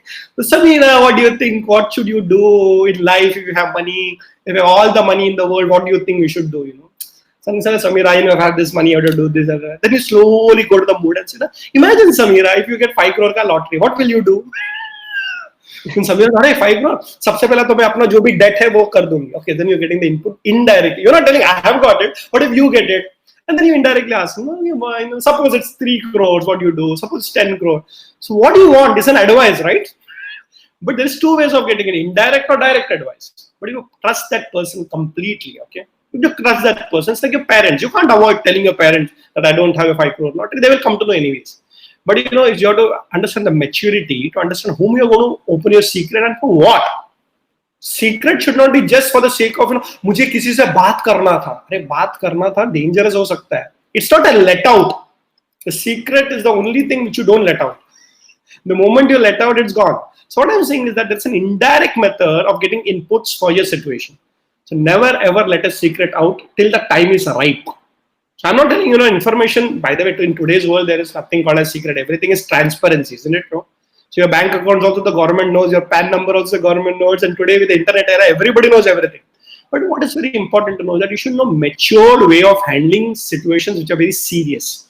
Okay, so the 5 crore lottery for you it may be big, but somebody who's a big businessman who's playing 100 crores, it's nothing. So maybe you can take an input from a person who's dealing with 100 crores. So for you 5 crores may be big. So it's a matured way of analyzing. Anvikshiki. Anvikshiki is also asking the right person the right question at the right time for the right reason. right question to the right person at the right time for the right reason. So when you think through it, the secret will not be out, but you will get the input that you want. Thank you.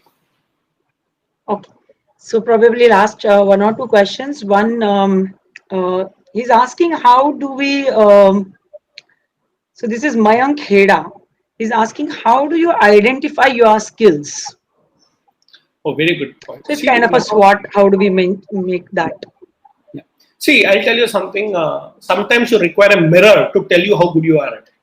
Okay, you may be very good, you know. So it's like looking into a mirror.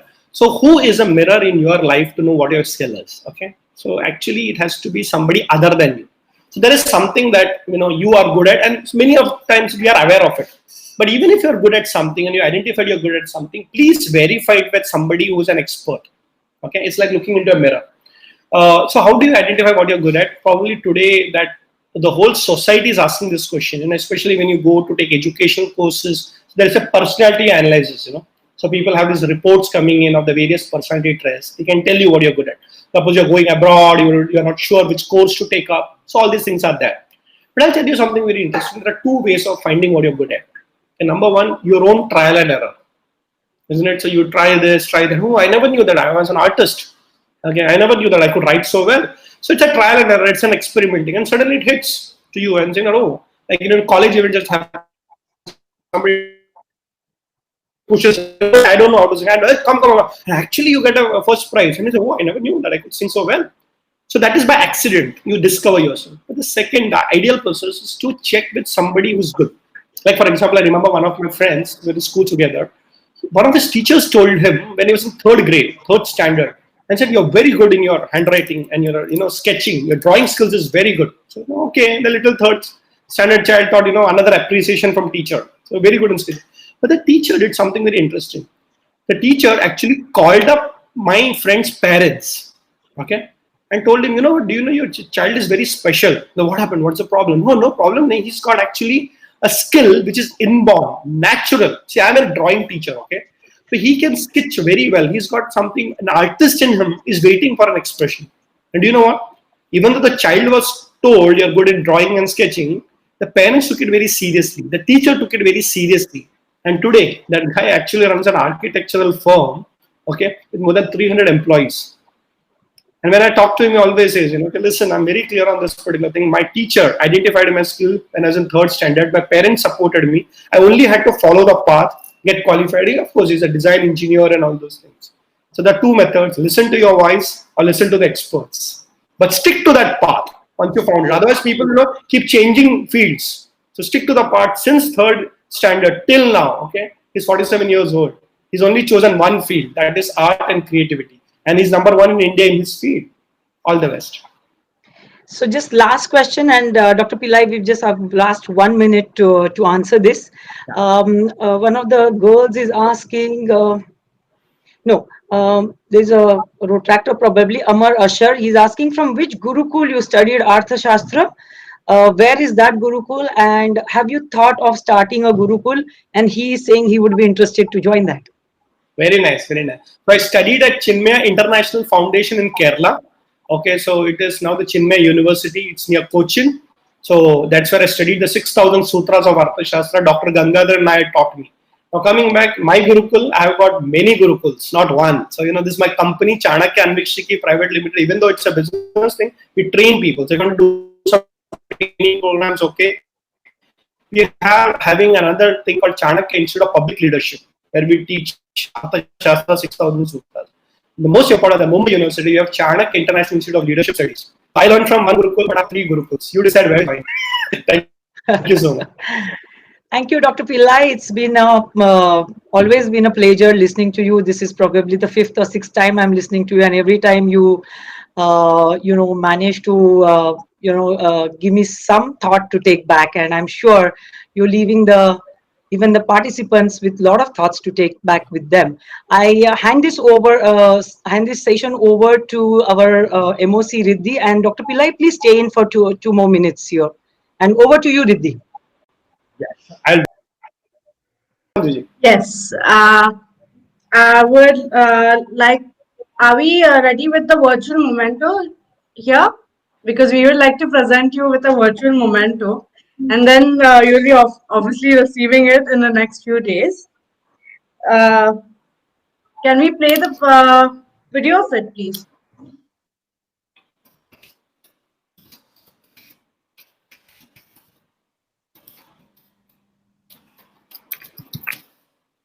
Okay. So we'll be presenting you with a tiny like a tiny memento from our side. And next, I would like to call upon Rotarian Archana Gozamgunde to present the vote of thanks for this session, please.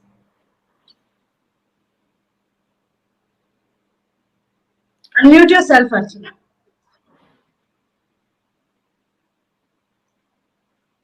Like down there, just unmute yourself. Yes. Thank you so much. Sudhi. What an amazing start of the day. Thank you so much, sir, for this. It's really a great start of the day of Anvikshiki with session, then Dr. Radhakrishnan Pillai, sir himself. Anvikshiki himself, who is writer of the book. He is not just a writer, but proved himself sir, you are real guide, motivator, and inspiration of youth. Each one present here is get inspired by your words today. Thank you so much. Sir, you guided us today about how to become a great decision maker and great leader by giving many examples.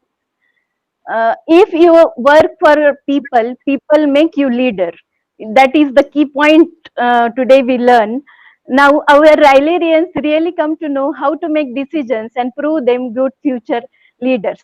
Thank you so much, sir. We are really blessed here that you are here in our RYLA session.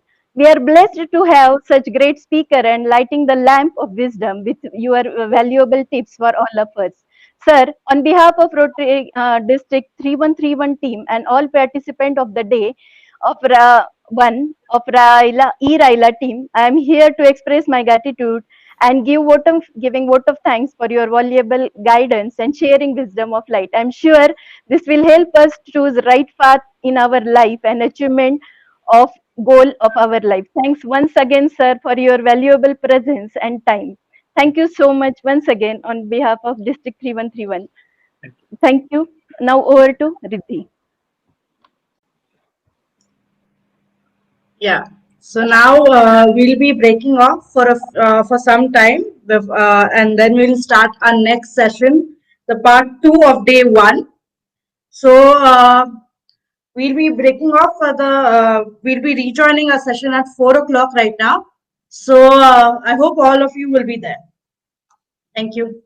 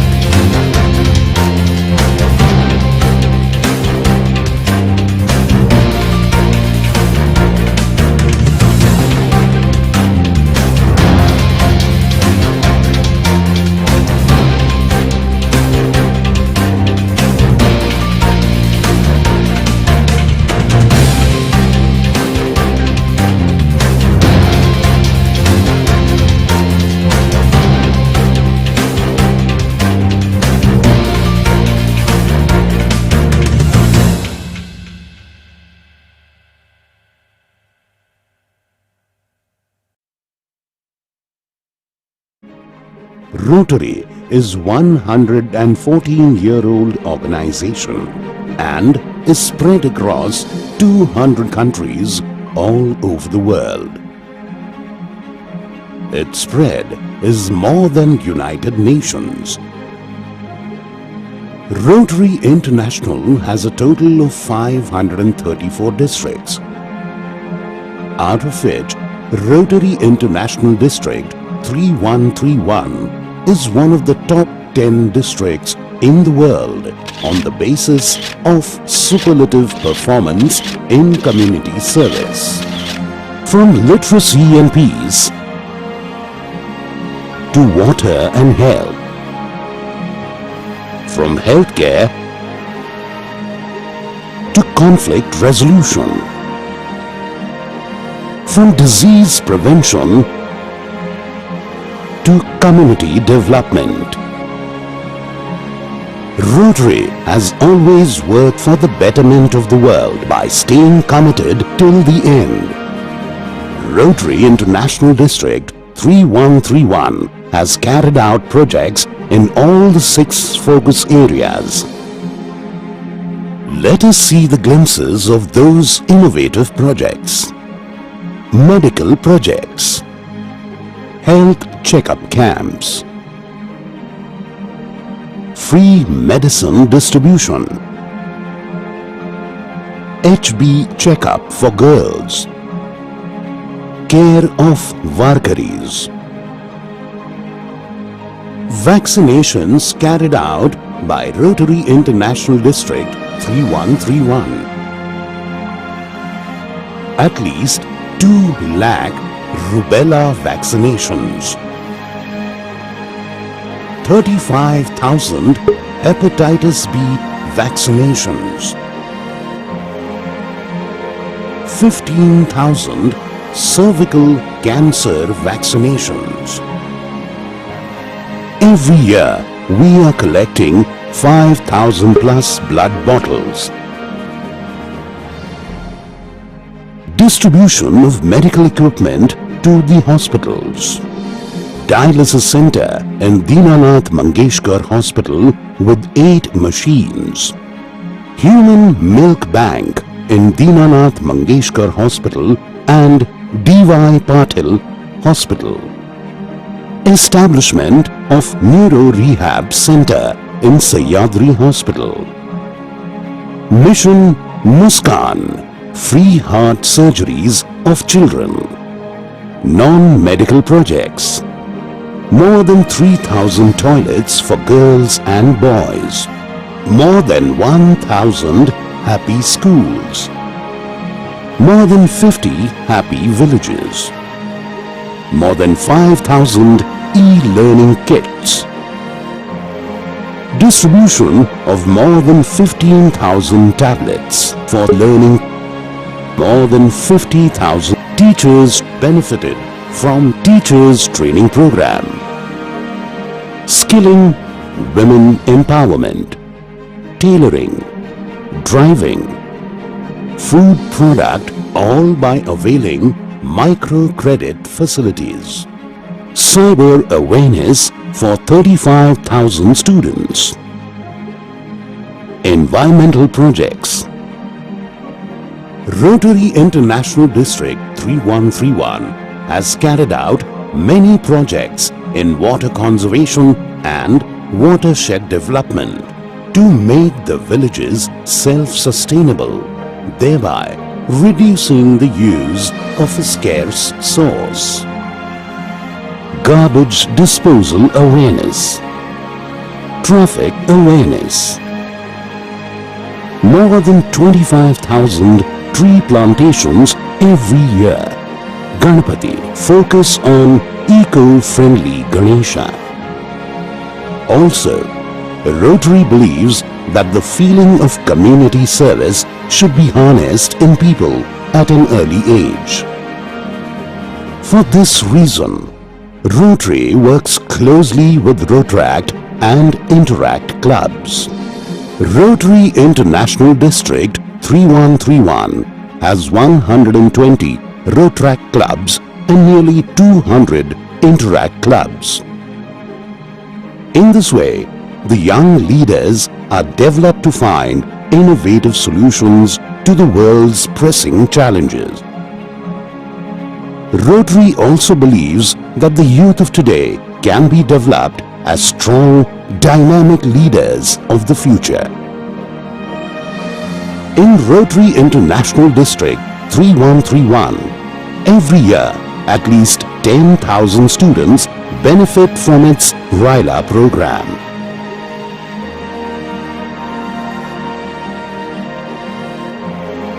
Rotary has worked with many corporates. Every business has a message to deliver, a mission to fulfill, and a destiny to reach. We thank all the business organizations to help us reach millions of people across the globe. Thank you.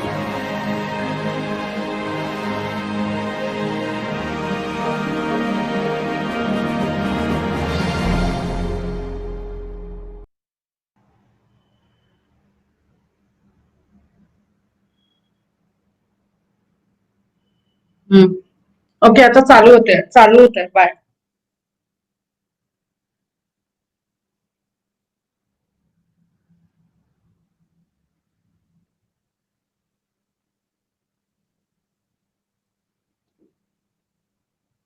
Shall we start with the next session?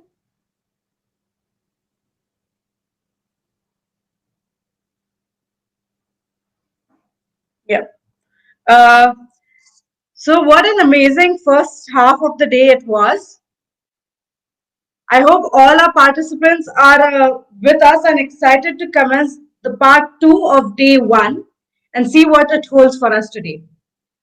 Let us now begin with a panel discussion held on the topic of Rotary for Youth. I would like to call upon Rotarian Manju, who will be the moderator and heading this panel. And just so we begin, let me introduce Manju to all of us. So, Rotarian Manju Fadke is a corporate trainer, motivational speaker, and a management consultant, and a founder and CEO of Skill Abroad Consultancy. She has a postgraduate degree in management. She has trained more than 10,000 corporates and students till now.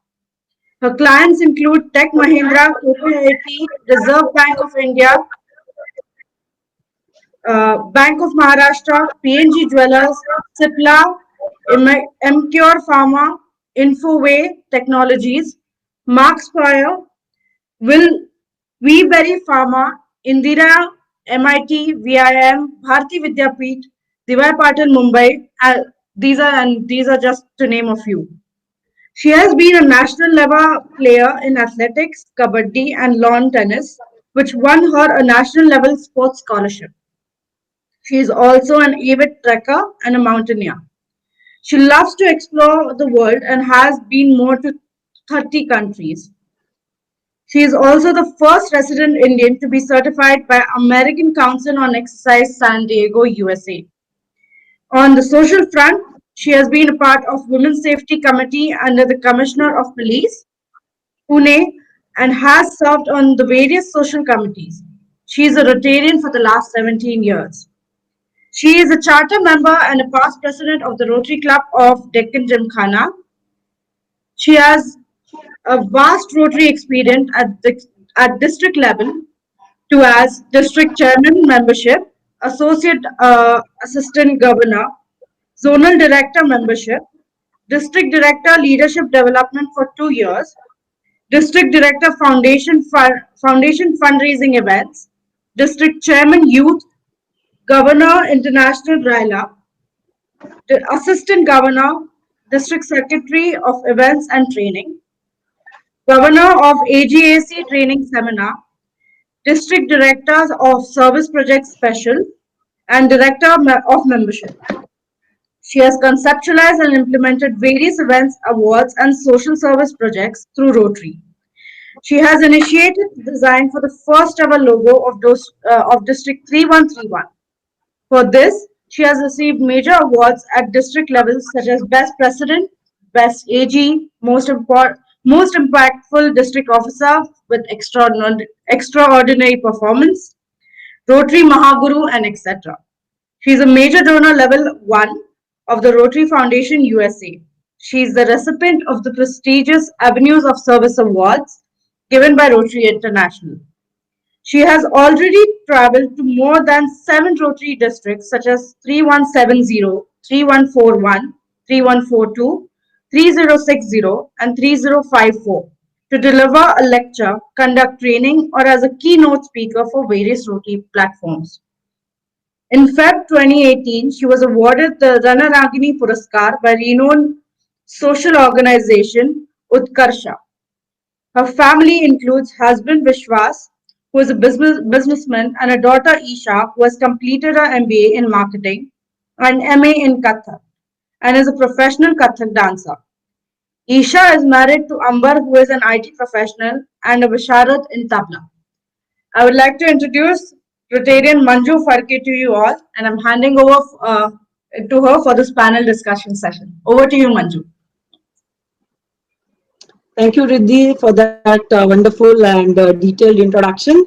Can I request the technical team to get our panelists on?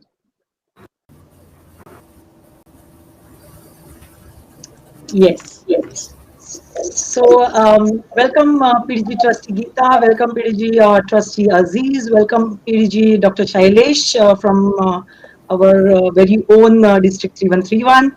Welcome you all here, and it's a pleasure to have such a varied and such a talented and committed Rotarians coming and talking to us. The topic for today is youth for Rotary, and you can see all of us are pretty young out here. So I'm sure we are all well suited for this particular task at hand. Beginning our panel discussion, let me introduce our panelists for the day. I begin with the lady, of course, which is PDG trustee of the Rotary Foundation, Geeta. So Geeta has been a member of Rotary Club of Mudanga since 1997. She currently serves Rotary International in the following positions. Mind well, ladies and gentlemen, she has a lot of to her credit. She's serving as a chair of the Health Major Gifts Initiative Committee 2019, chair, Joint Committee on Partnership 2019, member of the Major Gifts Initiative Oversight Committee, trustee, the Rotary Foundation, and her period for this assignment is from 2020 to 2023. Geeta continues to work on the social service projects at the ground level too, and she's overseeing successful Rotary projects such as Kick Polio Out of Africa campaign as an ardent supporter and the Kenyan coordinator, which managed to raise substantial contributions for the polio campaign. She was the first female district governor of Rotary District 9200 in 2013-14. And what a coincidence that today she's with us when DG Rashmi is the first lady governor of the District 3131. So we have that extra connect, Geeta ji, with you. The Rotary District 9200 then comprised of Kenya, Uganda, Tanzania, Ethiopia, South Sudan, and Eritrea when she was the governor of that district. Geeta has served as Rotary Coordinator for Zone 20A English from 2015 to 2017, where she oversaw 11 districts across East and Western Africa on membership development and strategic planning, as well as trainer. Another connection, Geetaji, here, because I'm a district membership director this year, so I'm sure we can connect again for that, especially. She has been involved in training at many Rotary institutes and other numerous district and zone training sessions. To mention specifically, she was the International Assembly Trainer in 2017, and she participated as lead facilitator for 2018 International Assembly. She has served as Rotary International President Representative in USA, Egypt, Turkey, South Africa, Ghana, and Nigeria. She is a past member, Basic Education and Literacy Major Gifts Initiative Committee. For her service to Rotary, PDG Trustee Geeta has been recognized with the prestigious Service Above Self Award by Rotary International. She was also awarded an honorary doctorate of humanities by the United Graduate College and Seminary International in recognition for her humanitarian work in Kenya in 2019. PDG trustee Geeta and Kaushik are also Rotary Foundation's major donors, benefactors, members of the Bequest Society, and Arch Clump Society members. So, welcome you, Geeta ji. I will request you to give your opening remarks for 1 minute before I go on to introducing other panelists and welcoming them on board. Over to you, Geeta, for your 1 minute opening remarks. Thank you. Thank you very much, Manju and Dr. Sailesh and all the panelists. I'm happy to be with you all today. Actually, very humbled and honored. Um, I hope the conversation is going to go in the way that we all hope. The fact that we need to build our youth for the future, not the future for the youth. And those are the way I would like to work, build the youth for the future. Thank you very much. Thank you for those crisp and very deep thought in there. I move on to introducing another very renowned Rotarian here, uh, PDG trustee Aziz Bainan. Currently, he's serving as the trustee on the Rotary Foundation. He's also the member Rotary International Polio Plus Committee, chair Rotary International Polio Plus National Committee for Pakistan, member the Rotary Foundation Awards Review Committee, member Risk Advisory Committee, and member TRF Programs Committee. He's led Rotary's polio eradication efforts in Pakistan for the past several years, has worked closely with partners and stakeholders, including WHO, UNICEF, the expanded program on immunization, government officials, religious scholars, celebrities, and corporate executives from multinational companies and Rotarians from around the world. Recipient of President of Pakistan Pride of Performance Award, a recognition by USA Congressman Honorary Daniel Donovan Jr., Louis Pasteur Medal by Pasteur Institute France, Service Above Self Award by Rotary International, International Service Award for Polio Free World, Regional Service Award for Polio Free World, Distinguished Service Award, Rotary Foundation Citation for Meritorious Service. He's the chairman of the King's Group, a conglomerate of 5 companies, one of the leading textile and ready-made garment manufacturing and exporting groups in Pakistan. He's the chairman of board of directors of Karachi Garment City Company, a project of Government of Pakistan. Honorary Consul General of Republic of Suriname in Karachi, President of United Women Jamaat at Pakistan, and President of English-Speaking Union, married to Professor Samina Aziz. She's a professor of anesthesiology at Aga Khan University Hospital. Both Aziz and Samina are members of Arch Clump Society Chairman Circle. Welcome to you, sir. It's really an honor to meet you. And over to you for your 1 minute opening remarks. Thank you. My congratulations to District Governor Rashmi Kulkarni. I hope you can hear me, no? You can hear me? You're good. Yes. And for organizing this RYLA and inviting me, I can see my batchmate on the Board of Trustees, Geeta also. Geeta, how are you? And to all the other panelists and those who are listening, my greetings. And it would be a pleasure to interact with you during the panel discussion. Thank you. Thank you, PDG Trustee Aziz. And moving on to another well-documented Rotarian from our own district, Dr. Shailesh Palekar. So PDG Shailesh is a physician and intensivist by profession. He did his MD in medicine from Sion Hospital, Mumbai in 1992, PGDMS from Symbiosis, Pune, and MBA Health Services from United Kingdom.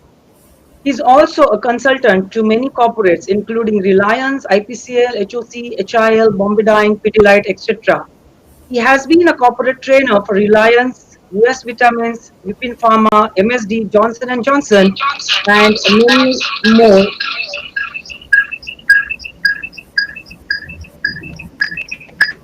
So if any of the panelists have other device on, can I request? Yeah. Okay. So he's also a faculty in medical conferences at national level and has published many research papers in international journals. Till that, 3 of his original papers have received first prizes in national conferences. He is also the founder of Indian Society of Critical Care Medicine in 1993.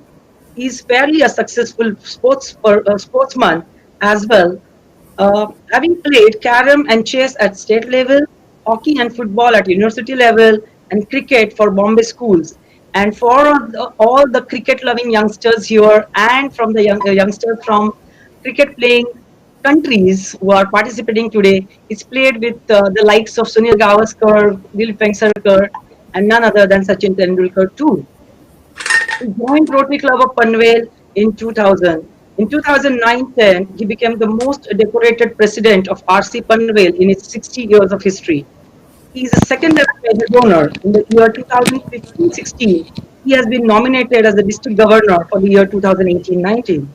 As DG, he set many new milestones, including a Guinness World Record for maximum number of online organ donation pledges, the first ever CSR Awards of Rotary District 3131, first all women's car rally, Rotary Fest, multi-district cricket tournament with the highest participation ever in the world and the highest ever APF collection of $6.70 lakh for the Rotary District 3131.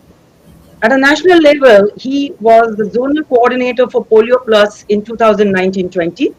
Currently, he is ARRFC for Zone 7 and is a member of National Committee for Rotary Action Group on Addiction Prevention. He has received Raigar Gaurav Puraskar and Yashavanta Puraskar for outstanding work in the field of medicine and community service for the last 25 years. He is also a recipient of Rotary Bhushan Award. Welcome PDG Dr. Shailesh for this panel and over to your 1-minute opening remarks. That's wonderful today. To be with the youth has always been my passion, and I've been working with the youth and especially the Rotractors for the last 14 years. It has been a pleasure being with them, and every time you work with them and spend time with them, you feel very young. And I would be more than happy to share my thoughts on what is expected of the youth today and how Rotary and the youth can collaborate and make this world a better place to live in.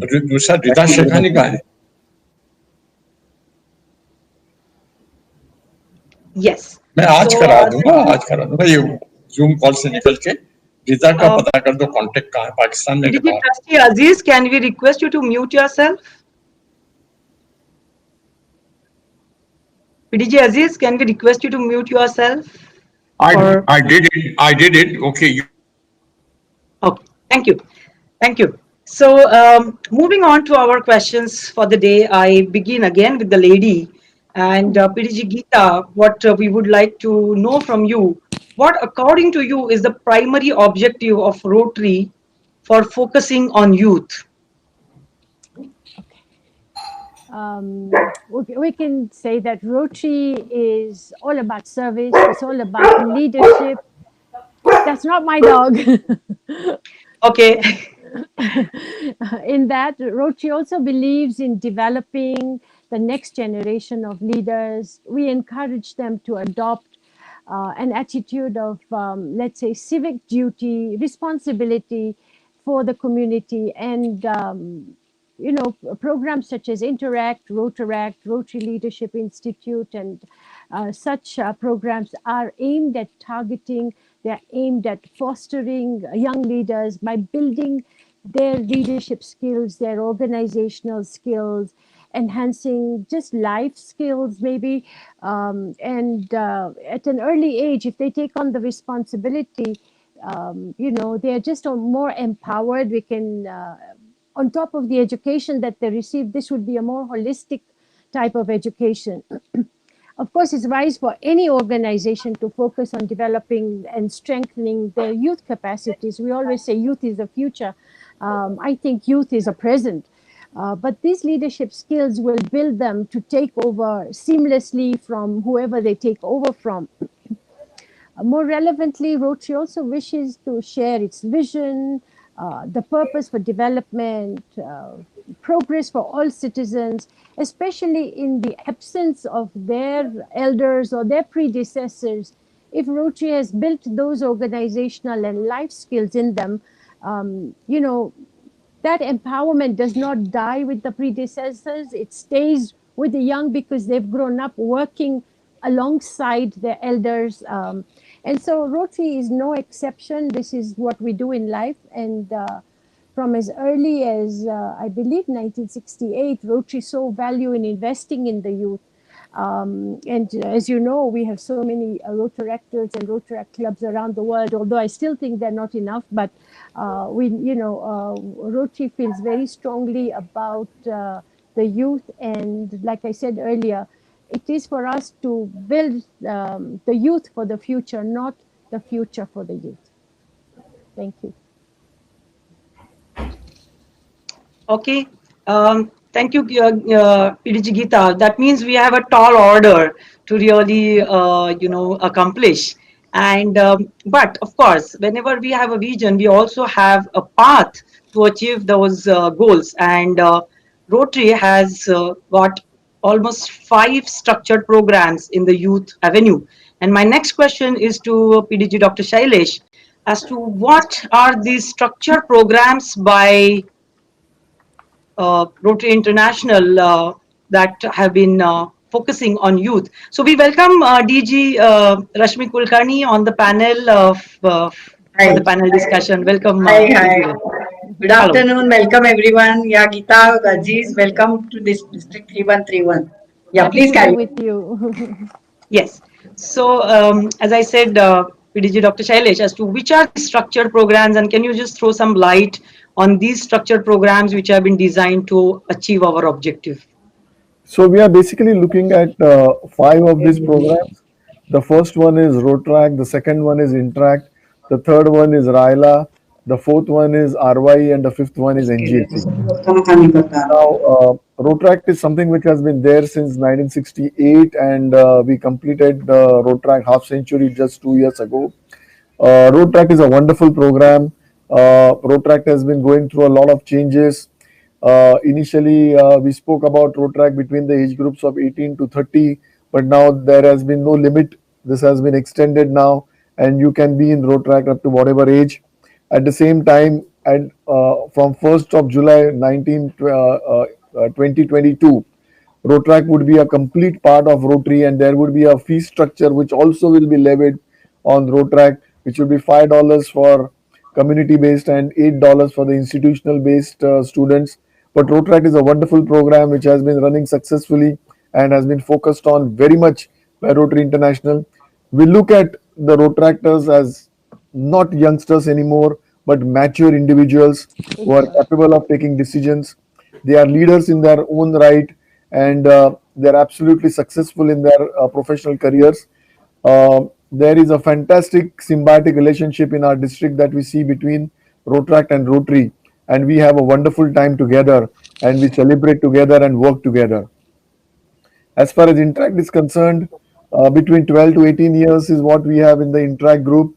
It is very, very essential that Rotary nurtures both the Rotaractors as well as Interactors. It is very essential that the Rotarians give time to Interactors, visit the schools more often. I think meetings are there once in a month, but it is very essential that Interactors are being visited once a month by at least one Rotarian from that particular sponsoring club, and would be a guiding force. It is very essential that we sensitize these young interactors at a very young age to do social service and make them committed to work for the society. So I think that is very, very critical as far as interactors are concerned. RYLA is something which has been closest to me. I have done RYLA for more than 15,000 students so far, And it is because I've been doing RYLA for 15,000 students. RYLA has helped me become a corporate trainer. And that is how I started on these leadership training programs, uh, time management programs, communication skills programs, and conflict management programs, and how to be a great citizen. I mean, these are some of the RYLA topics that are being taken, how to make your career, so on and so forth. But this is something that is very easy, very cost effective, and I believe that every club should participate in the RYLA program and train the youngsters to become better leaders. They are very good leaders, but then it is essential that we inculcate within them certain skills which would make them far better than what they are. And the topics which are normally covered are not a part of their educational programs. So these are certain programs which would definitely help the Rylarians who are sitting here today to become better leaders. We heard Radhakrishnan Pillai some time back, and I'm sure the Chanakya Niti that he spoke about was probably one of the best experiences that you listened to today, my dear friends. And through this RYLA, I'm sure you would learn a lot and become better leaders. RY is the fourth thing which is closest to our district governor Rashmi. I think Rashmi has worked in our district the most as far as RY is concerned, and our anchor for the day Riddhi has also been an RY candidate. So RY is something which helps us connect to various countries and takes us across to various countries and exchange our cultures and learn and make students smarter. I think this is one of the best ways of making people smart. They travel abroad, they go alone, they stay there, they work in a different environment which is far different from their homes, and they exchange our culture. They take our own country nearer to those people to where they are staying. And I think this particular exchange in this culture is something that makes them far, far better as human beings. And they come back fantastic leaders. And we can see that in Riddhi today. I seen Riddhi a few years ago, and I can see her today as a very smart Rotractor, a very smart Rylarian, and a very smart ex RY student as well. The next program is an NGSC program, which is New Generation Service Exchange. And this is something which is a little new, a program which has been coming up in a big way now. And I think more and more students will be wanting to part in this short-term program, which would normally be for a month's period. Somebody can go for an architectural exchange program, and I think I can give an example that the architecture in Russia is excellent. I've been to Russia, I've been to Moscow, St. Petersburg, and if somebody really wants to go to Russia and learn the architecture in that country, I think it is something which would be wonderful, and we can have students coming from there and being here, and we would love to host them. So this is a new program which has come for the elderly students, and I think a fabulous opportunity for all these people to be a part of this program also. I think Riddhi has also been a part of NGSC, and I think she's probably the most all-round and the most, I can say, the person with the halo as far as all these programs are concerned in the youth. So these are the 5 structured programs that we speak about. I tried to give a little brief about each of them. Maybe Manju, you would want to cover all of these in detail in the ensuing program. Thank you. Yes, so thank you. That just shows for all our participants, whether they are connected to Rotary or not, that Rotary is making an all-out effort to reach out to youth and also ensure that we give a variety of platforms for youth to really take advantage of Rotary. My next question is to PDG Trustee Aziz as to what is the value proposition or opportunities that Rotary brings to the table for this younger generation. Can I request you to unmute yourself, please, sir? Okay. Yes. You know, over the period of time, the doors have opened for the younger generation. There was a time when the protractor upper age limit was 28, it came to 30, 32, and now there is no limit. So sky is the limit. And if you look at the um, facilities being provided to Rotractors, uh, they are almost at par with the Rotarians. Now, a Rotary Club can induct a retractor and make him or her a, a Rotarian without having him or her discontinue on being a retractor. So they can do both things. A, a retractor, while being a retractor, can become a Rotarian also.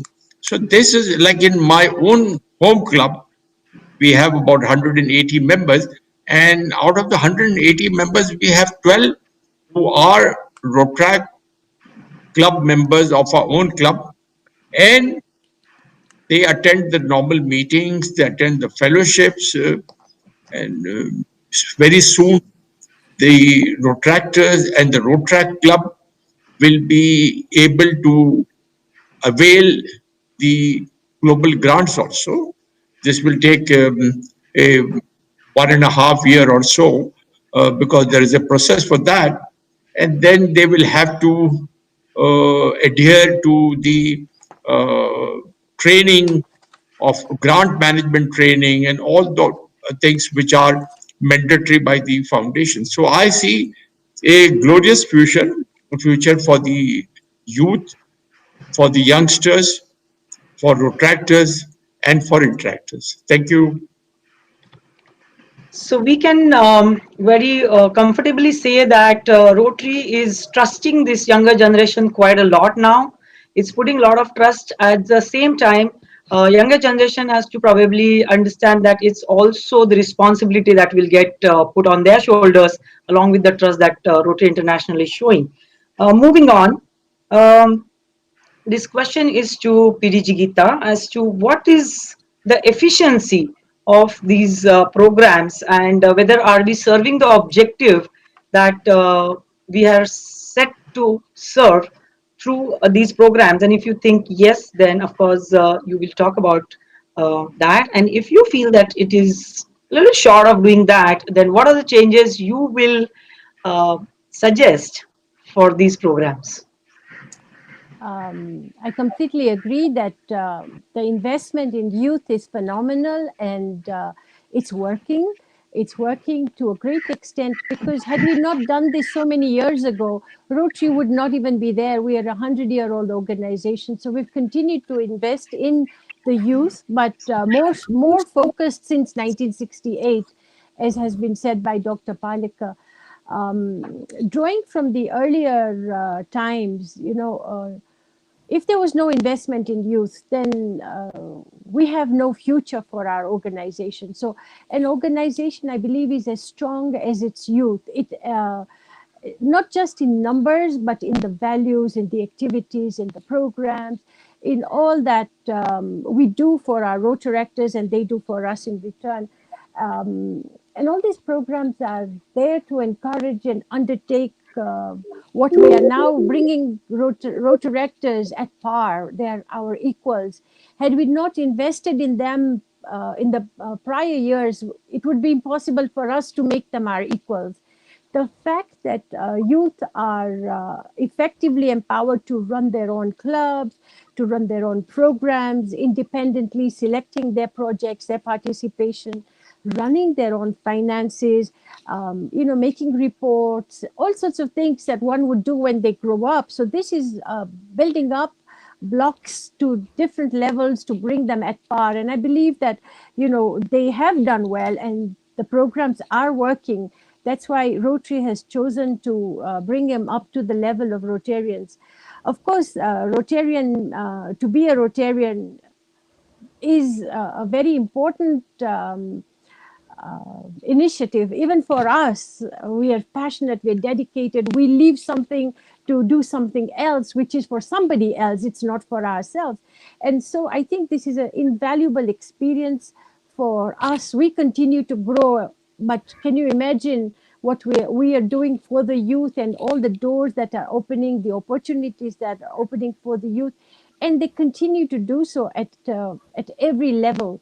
So yes, the programs are working. It's a testimony that Rotary has invested and the investment is working, and that we're really proud, as Dr. Palika said earlier, about how he enjoys working, they're refreshing, they bring new ideas, and they make us feel young. So I believe very strongly that working with the youth is also good for us, but it's good for the community.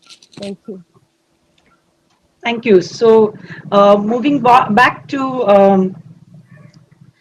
Dr. Shailesh, as what is, according to you, the ideal way of Rotary and Rotaract working together? You have been working with Rotaract quite a lot, and you know them at close quarters. So, I think your views would add a lot of value for the participants here. I think, as I said, it is a fantastic symbiotic relationship, and it is entirely up to both the Rotarians as well as Rotaractors as to how they encash on this particular opportunity. But I think it is more of a responsibility which both Rotary and Rotaract have to realize, that they have to work together, and they would both benefit from each other. For example, uh, it is very essential that Rotaractors lend the running arm to the Rotarians while they do projects. We always need young people with us when we do projects. And if Rotaractors join us in doing our projects, then it would definitely add a lot of value to executing the projects. We do so many events. When Rotarians are doing events, like today's event is such a huge event, but if the youngsters with their technological skills and knowledge can come and add value to this particular event management program, then probably they would add a lot of value to this, and they can come up with some fantastic technological innovations which probably the Rotarians would not be even aware of. Um, it is very essential. I always believe that uh, Rotarians can become perfect mentors to the Rotaractors. For example, let us say, I would probably use the terminology internship. If some Rotaractor is becoming a doctor, he can come and sit in my clinic and probably learn some things from me and get good experience. If somebody is doing architecture and a Rotarian is an architect, he could probably go to him and do some internship with him. So in this way, there can be a lot of mentoring which can be done. And if Rotarians can conduct RYLA for Rotaractors, I think that would obviously train them to become better leaders. On the other hand, Rotaract can add a lot of value to the Rotarians. Rotaract can teach the Rotarians a lot of new skills, lot of computer skills, lot of technological skills. I am never ashamed to share with you that till the year 2007, the only thing that I knew was how to do a Word document and probably send a mail. But ever since I started working with Rotaract, my own computer skills have been enhanced in a tremendous manner. So there is so much to learn from each other, so much to gain from each other. It is just that we need to initiate and ensure a fabulous relationship. Never forget to celebrate the World Rotaract Week. 13th of March is the day, and the week in which 13th of March falls, it is the time that Rotary and Rotaract should have a joint meeting. But my recommendation is, don't just celebrate the World Rotaract Week, but invite some of your Rotaractors to your regular club meetings as well. And what is very critical is, like what Trustee Aziz said, it is very essential that we give them the right concepts, the right ideas, the right culture, so that they become our future Rotarians. Friends, Geeta ji, the only thing that I want to add to what you spoke about, and the drawback that I always feel is, in India at least we see this, is that Rotaractors are very active here. But at a particular age, they finally drop out, they go into their financial careers, marriage and settlement, and then they are lost. Somehow we are not able to bring them back into Rotary again.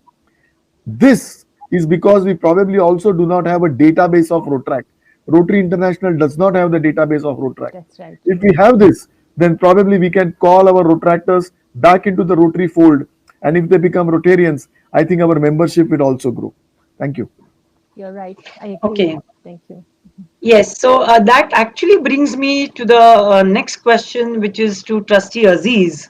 Is we've been working with Rotaractors and the youth for a long time, but what typically happens in an institution-based Rotaractors or even interact clubs, that after 2 3 years they are not the same set of people that we work with. So every 2 years, 3 years, they keep changing.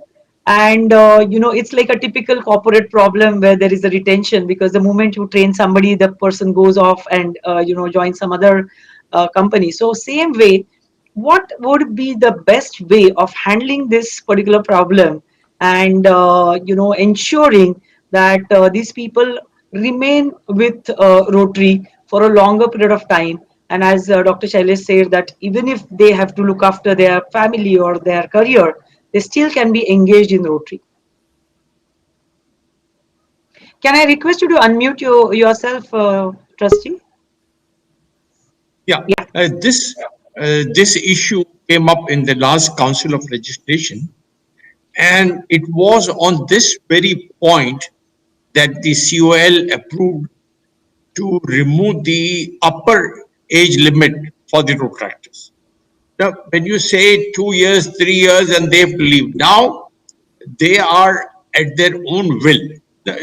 I fully admit that the youngsters, whether they are in 20s or 30s, have a career to make, have a career to make in the family also. They need to settle down. So they have their own issues. But as far as Rotary is concerned, Rotary has given so much of leverage.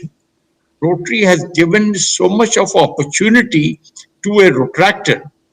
He can very well, and now you know that the uh, compulsion of the attendance of the meetings also has been relaxed.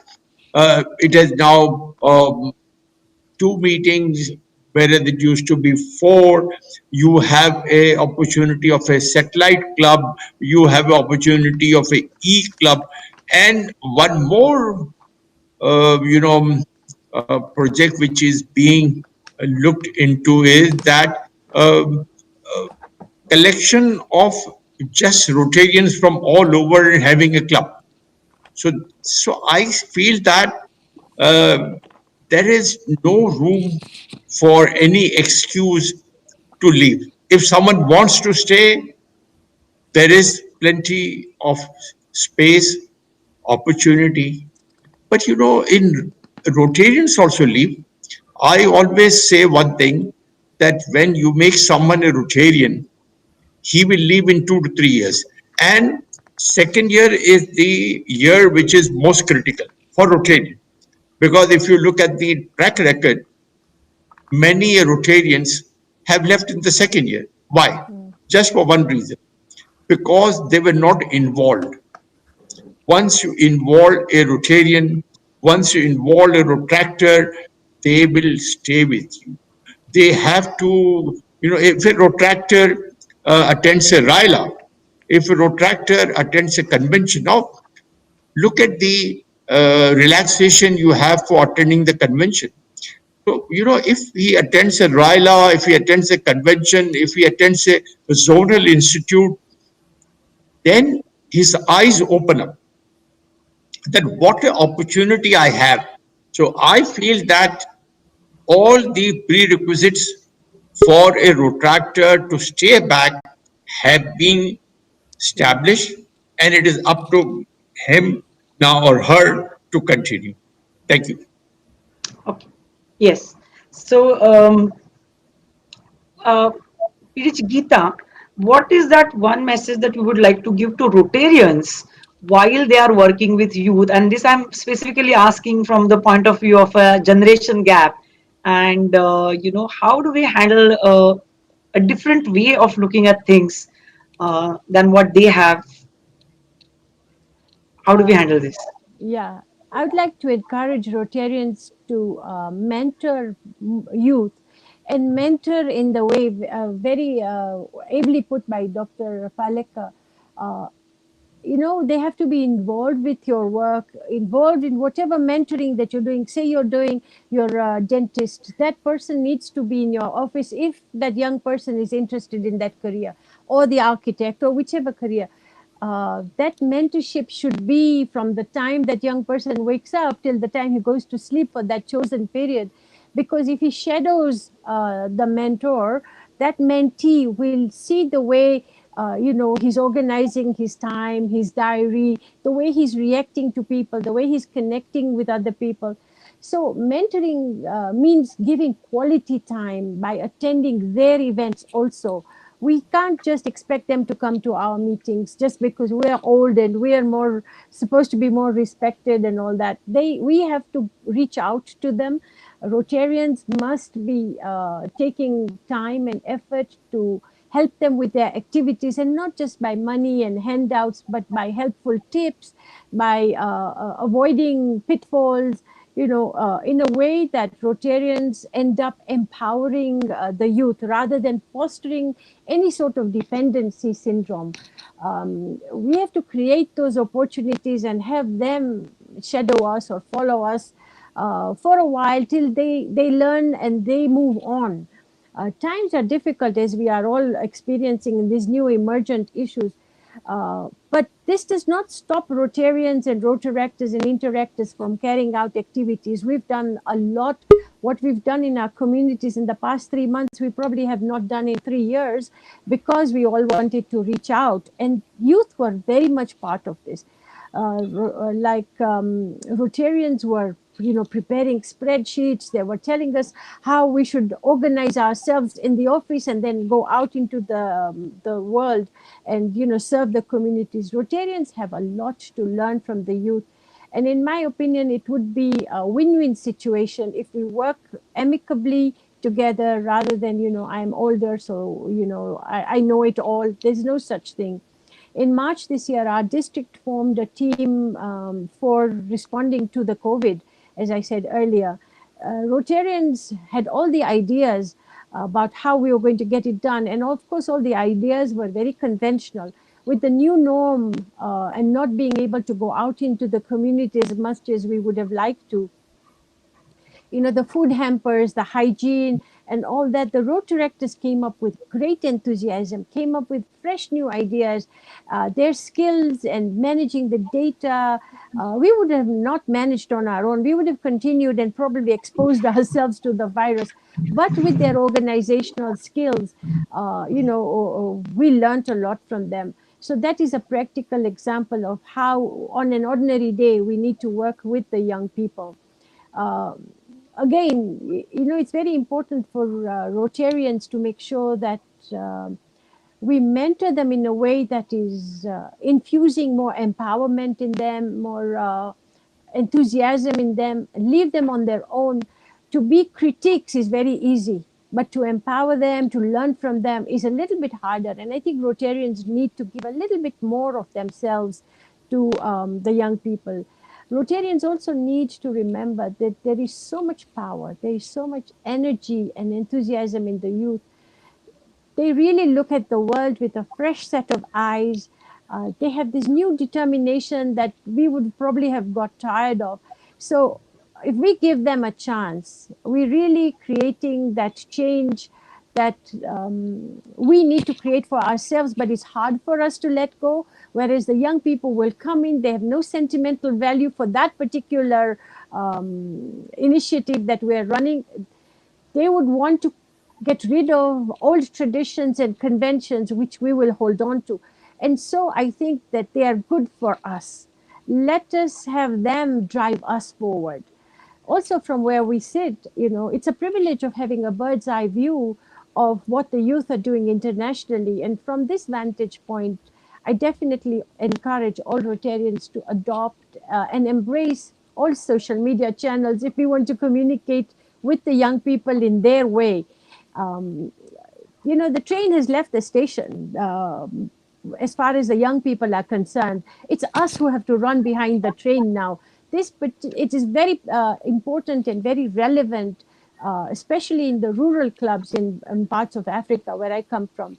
So yes, I think it's very important. Rotarians just have to reach out a little bit more than they're already doing to embrace the works of the young people.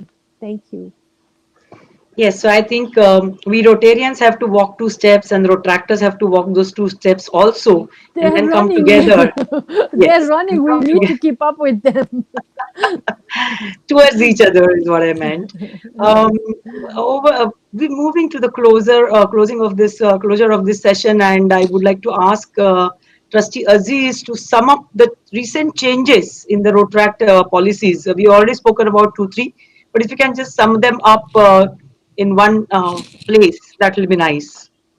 As far as Rotary is concerned now, Rotractors are not somebody who are dependent. To have a Rotract club also chartered, you do not need the blessing of a Rotary club. They can go ahead and charter also.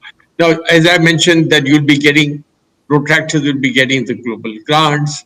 Now, if you look at one thing, that Rotary Foundation has always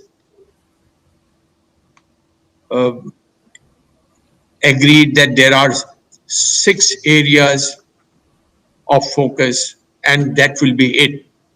They never wanted to make a change to it. Now, the Board of Trustees agreed to have the 7th area of focus, which is environment. Now, just to tell you something which was within us, that to have environment in the area of focus, the biggest pressure group was from the Rotractors. They made it. Yeah, they made it. And we are thankful to them because we need to protect our environment also. Now, one more example I'll give you, that we are fortunately, we have got out of COVID, but then for last 10 days, our part, our region has gone through a very bad flooding. And in this flooding, Rotractors have done a great work. As a matter of fact, they have done the work. What Rotarians have done is that they've opened the checkbook and written the check. That's it. But to go in these 3 feet, 4 feet water and deliver the cooked meal, only they could have done that. So here you look at it, that this is a relationship, as Geeta said, a win-win relationship, that I write the check and they deliver. Now, other than that, there is nothing. So, my congratulations to the organizers of this RYLA. My heartiest congratulations to Rashmi Kulkarni, the spouse of my best friend Vinay Kulkarni, who served also as a governor with me in the year 2007. So, my congratulations to you and the whole team. And as I have to get into another Zoom, what has happened is that the Zoom has made us more busy than free. So I will thank each and every one of you. And I would say that the gates have been opened. Protractors, it's your day. Now, how far you can go, what you can achieve, life is a competition. Life is there for the survivor, for the doer. And if they, and look at it, in Rotractors also you see various categories. All are not the doers. Some are just spoilers and some are the doers. So for doers, sky is the limit, and good luck to them. Thank you very much for inviting me. Thank you, Trustee Aziz. And I'll just ask PDG Dr. Shailesh to give just his parting remarks. Okay. Okay, I'll listen to that. Yeah. You want me to give the parting remarks? Yes, just 1 minute parting remarks. Yeah, I think this has been a wonderful session. The questions that Manju you asked have been absolute relevant questions, which were very much needed for all the Rylarians here. I'm sure a lot of Rylarians who are not Rotractors would definitely become part of Rotract, and I would look forward to seeing more and more of these Rylarians becoming not just Rotractors but Rotarians as well in the future, because that is what we want as a part of our own interest, that we want more and more Rotractors to become Rotarians and be a part of this wonderful Rotary family. it is very, very essential that each one of us understands, each Rotarian understands the importance of youth, works for the youth, embraces the youth, mentors the youth, ensures that they are empowered, and we work together and celebrate this wonderful movement of Rotaract called as Rotary in Action together. And if we can do this, I think we would have a fabulous, fabulous way of working and a tremendous way of achieving things. So I'm very happy to share the dais with two trustees here today. It's my honor and privilege to be a part of this particular wonderful team today. And thank you so much for inviting me. This is probably the first time District 3131 has organized this particular multi district international RYLA. And congratulations to Rashmi and her team, Vasantaram Maunskar as the director, and Pushkaraj as one of the chief coordinators for this. I really want to appreciate. I thought I should take their names because all of them had done a wonderful job. This is no mean task to take up such an event, but then to get people across the country and maybe have something like 1800 participants is a huge number. So congratulations and thank you so much for making us, all three of us, a part of this event. Thank you. Thank you. Geetaji, would you like a parting remark? Um, no, I don't want to repeat what the gentlemen have said. I'll save you on that time. But I feel really truly humbled and privileged to be part of this. I'd love to interact more. I've learned so much from all of you, and I still continue to learn. But it's been a great privilege to be with you, and thank you so much for organizing this. My best regards to our district governor Rashmi. I know what she must be going through. Ladies have to work even harder than ever before just to make sure. And I understand where Rashmi is coming from. So, Dr. Palaka, this is no mean task, as you say, but she has to prove herself that other ladies are worth coming to this position. So, and the next governor will probably be Manju, the way she's handling all of us, and then Riddhi. So, you all have done an excellent job. Thank you for having us and allowing us to share our ideas with you for whatever they're worth. I hope that we understand that we have to continue working with the youth for the sake of our communities and sake of our organization. Thank you so much. And So, Geetaji, just to add to what you said just now, let me tell you, Rashmi is the best.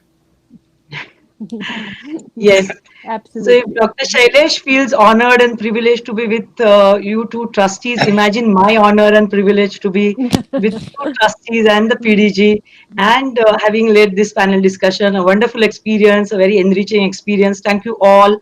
And I hand over the session back to the MOC for the day, Riddhi, who is the daughter of very dynamic DG Rashmi. So over to you, Riddhi.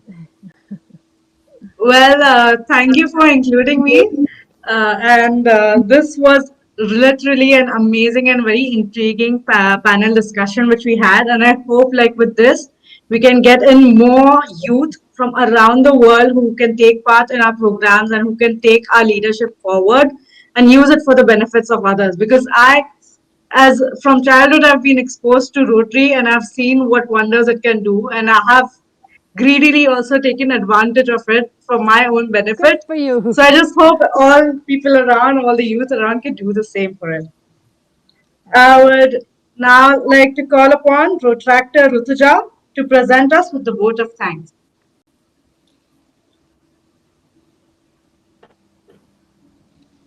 Rutuja, just unmute yourself. Unmute yourself. Yeah. Am I audible? Yeah.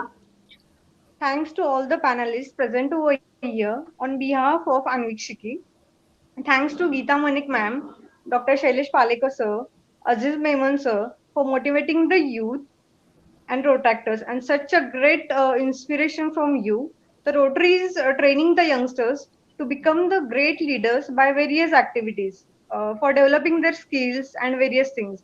As Geeta ma'am said, youth for future and not future for youth. Thank you once again, all the panelists, for motivating and inspiring all the youth, Rotarians, Rylians. Thank you once again. Thank you. Thank you. Thank you. Thank you very much. Thank you. Over to you, Riddhi, once again. So now we are having once again a 5 minute break. All of you who wish to have a nice cup of coffee or a nice cup of tea, please get your refreshments and join us in the next 5 minutes as we have our third and the last session of today, which will be conducted uh, on the topic of communication of leaders by Mr. Vineet Nair. So I'll welcome you all after 5 minutes. Thank you.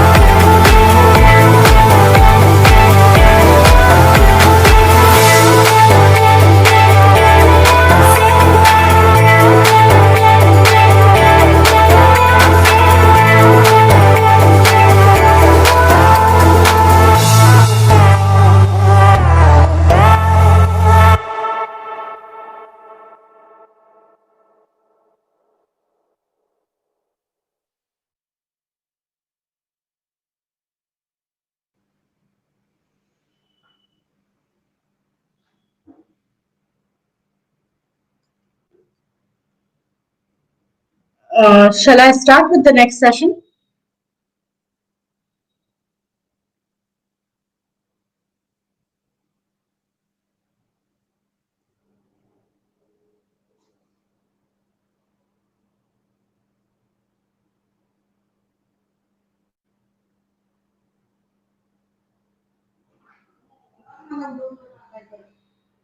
तो बघते just 5 minutes झालं.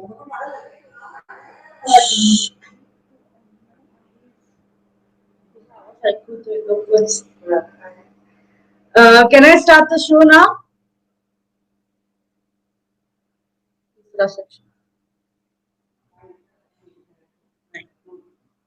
I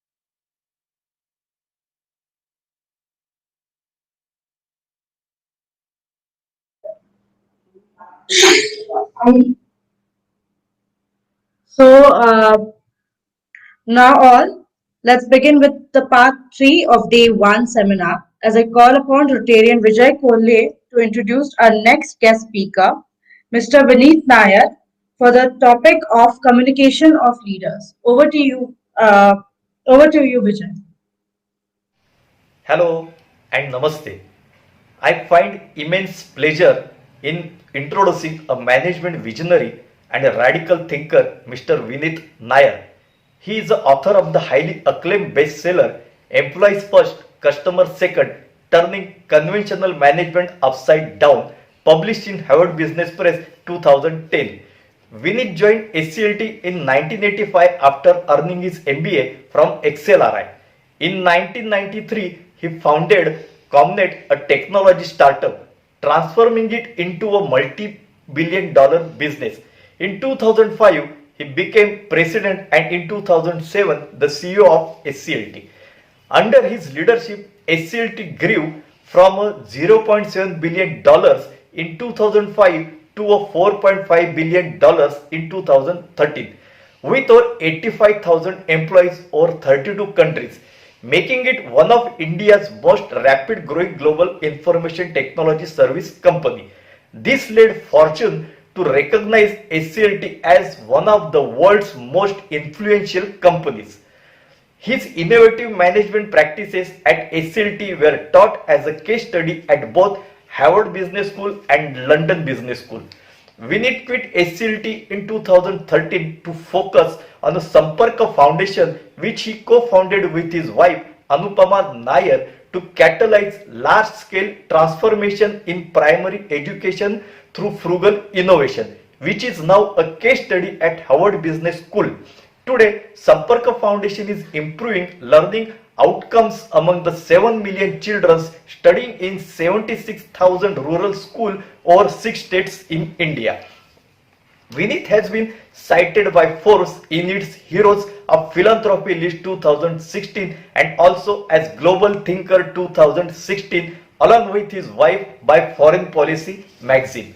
Vinit currently works as a senior advisor to Chris Capital, McKinsey Leadership Institute and many Fortune 1000 companies. He is on the advisory board of the Millions Learning Project led by the ex-PM of Australia, Julia Gillard, and has served as a governor of ICT and also member of the Global Advisory Board of Women Leaders and Gender Parity Program at the World Economic Forum. Today, as a mentor to multiple technology startups, he continues to follow his passion of turning conventional management wisdom upside down. And now, I request Mr. Vinit Nair to enlighten us with his words.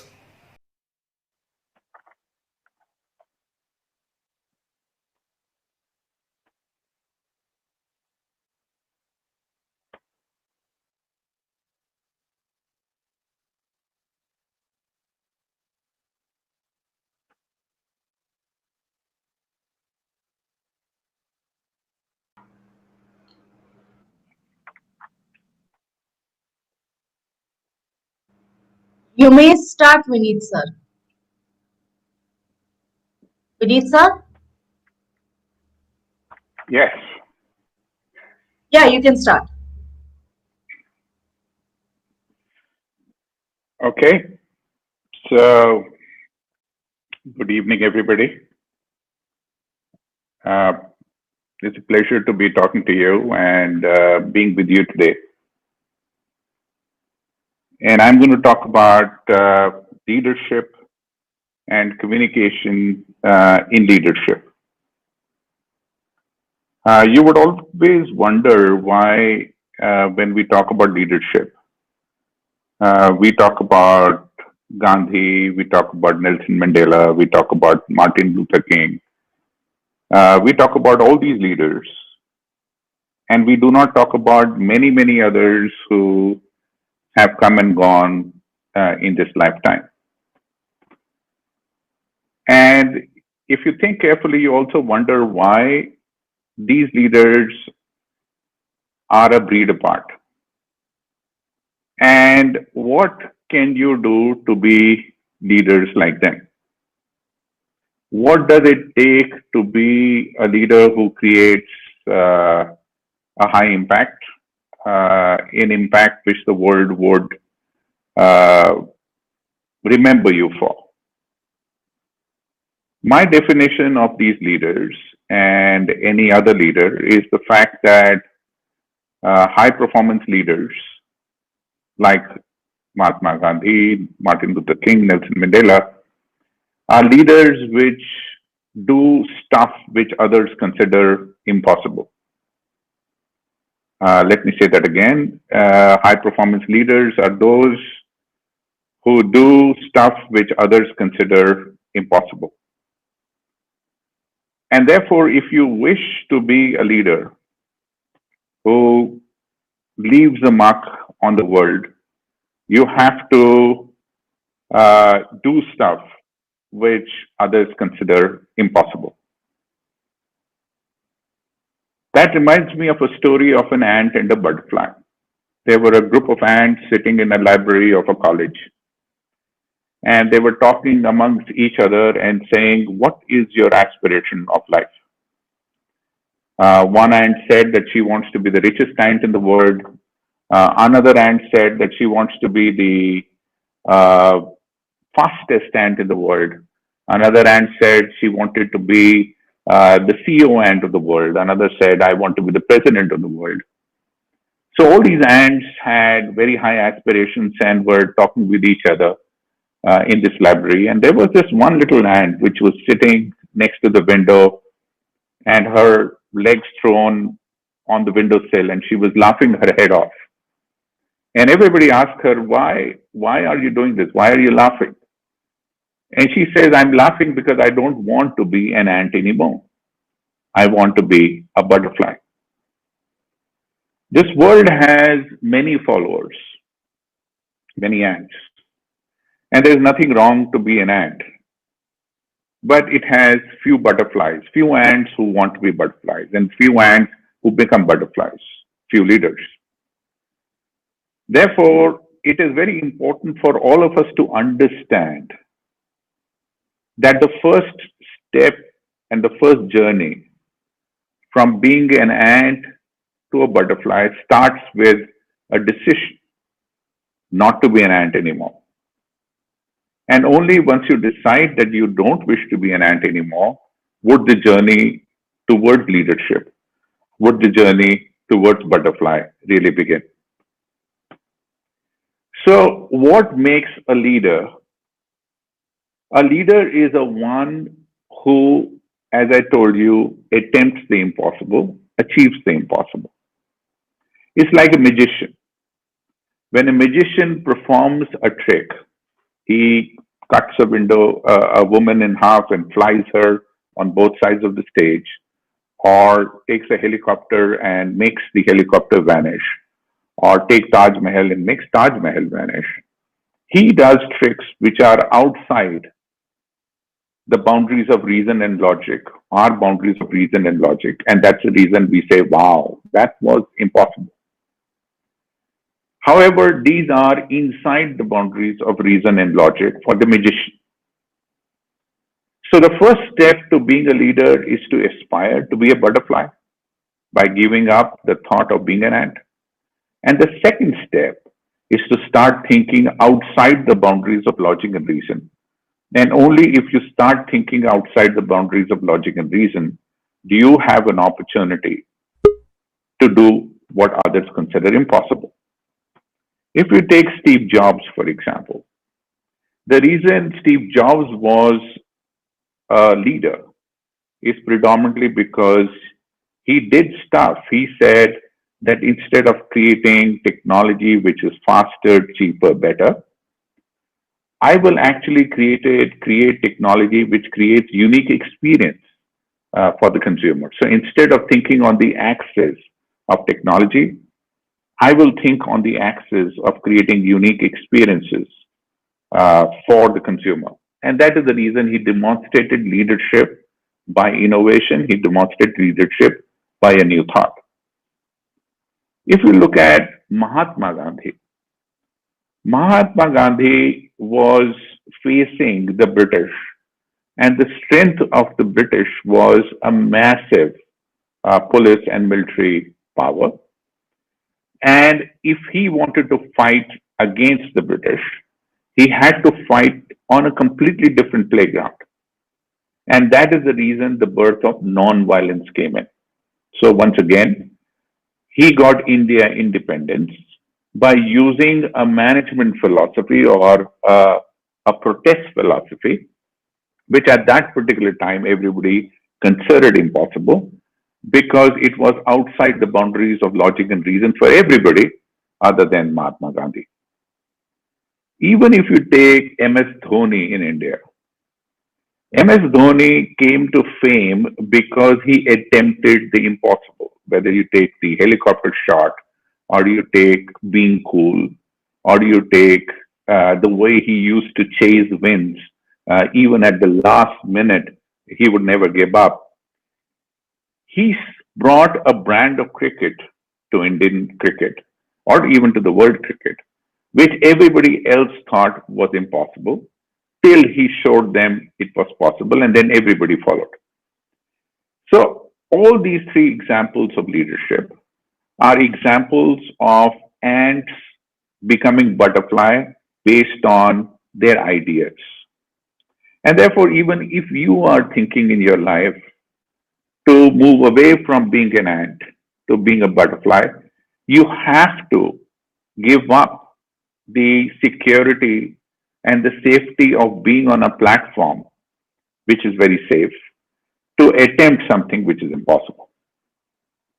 Now, while this is good at an individual level, one of the issues with leadership was born in the way technology is progressing. In the early era, in the 30s, industrial age came in. When the industrial age came in, people started organizing other people, and the word manager was born. Manager is a word about managing to put people together so that collectively they produce 10 instead of 1. All the manufacturing industry was built around people, processes, and putting people together in rows and columns so that collectively they are more productive than they are individually. However, over the last decade or maybe 2 decades, the rules of industrial age are no more relevant. We are in the digital age. Digital age is known for ideas in innovation. As you know, the most valued companies today, whether it's Facebook or Apple or Google or even Tesla, they did not exist 2 decades ago. They are new gen companies purely built on innovation. So if you want to build an organization which is based on innovation, if you want to build a team which is based on innovation, if you want to do a startup based on innovation, if you want to do a social enterprise based on innovation, then you would have to do stuff which is based on creating a culture which is not in rows and columns, but a culture where employees are encouraged to think about innovation. And there is where the art of communication, the art of leading, the art of inspiring people comes in. So when we talk about I want to be a leader, we talk about the ability to be able to give up being an ant, the ability to be able to chase impossible dreams, but also the ability to communicate to others so that they also feel exactly the way you feel, so that collectively you can achieve the collective dream of the impossible. Collectively, you can all attempt the impossible. Now, this is where many leaders have failed. Many leaders are individualistic in mindset. They are constantly thinking of themselves. They are constantly pursuing selfish goals. And they believe that they would be able to get over and use people to get to their goals. In 2010, I had written a book called Employees First, Customer Second. The idea of that book, and this is the journey of transformation of HCL Technologies from $700 million to about $5 billion in the peak of recession. And this happened by inverting the organization pyramid and making the management accountable to the employees. So we asked ourselves the fundamental questions in terms of what is the core business we are in. And our answer was the core business we are in is to create differentiated value, differentiated experience for our customers. When we ask the second question in terms of who creates the differentiated value and experience for the customers, the answer is the employees.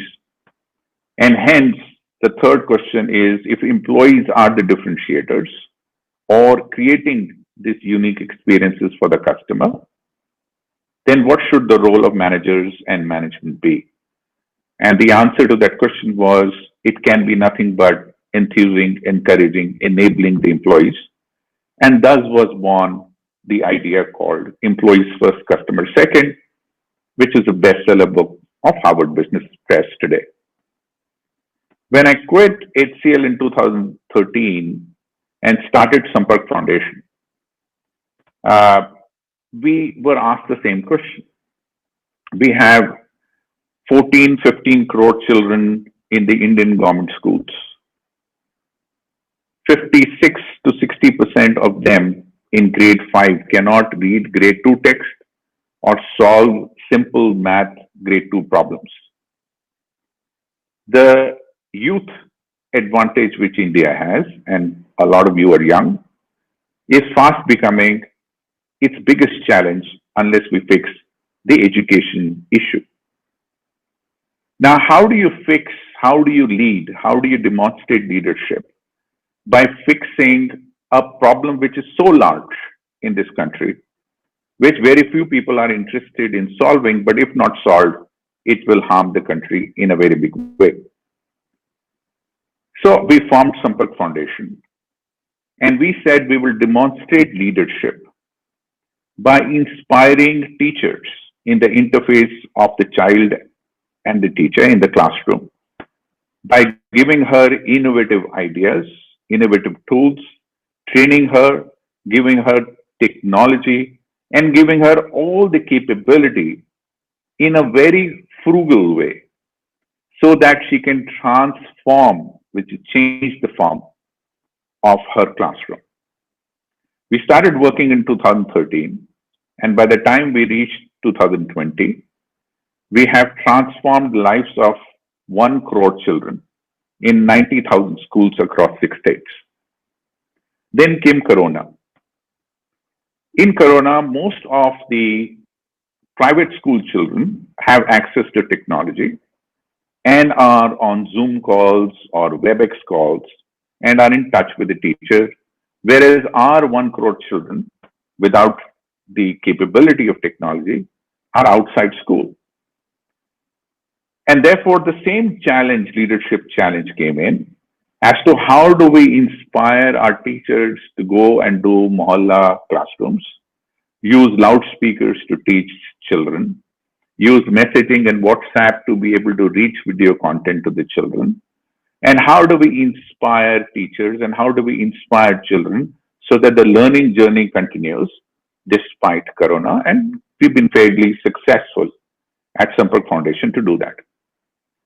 The two examples very clearly states that if you wish to achieve something which is as large as an HCL transformation, HCL had 1 lakh employees, or as large as an education transformation for 1 crore children, which Sampark Foundation is doing, you have to learn the art of communicating. If you do not learn the art of communicating, you would not be able to inspire many people who want to be butterflies. And if you do not inspire those people to be butterflies, then the dream you have of making a large impact would not happen. Imagine Mahatma Gandhi wanting to make India independent without having the ability of communicating that vision to the rest of the population, 300, 400 million people at that particular time, and inspiring them to come onto the street to fight for that independence. Imagine Nelson Mandela fighting the Black Right movement without having the ability of communicating and inspiring people to come out of the street and demand what is rightly theirs. Imagine Nelson Mandela sitting and Martin Luther King sitting without having the ability to communicate. Even when they are in jails, they were communicating. So, what is communication? And what is the art of good communication? To me, it comes down to three things. The first and the most important thing is the intent of communication.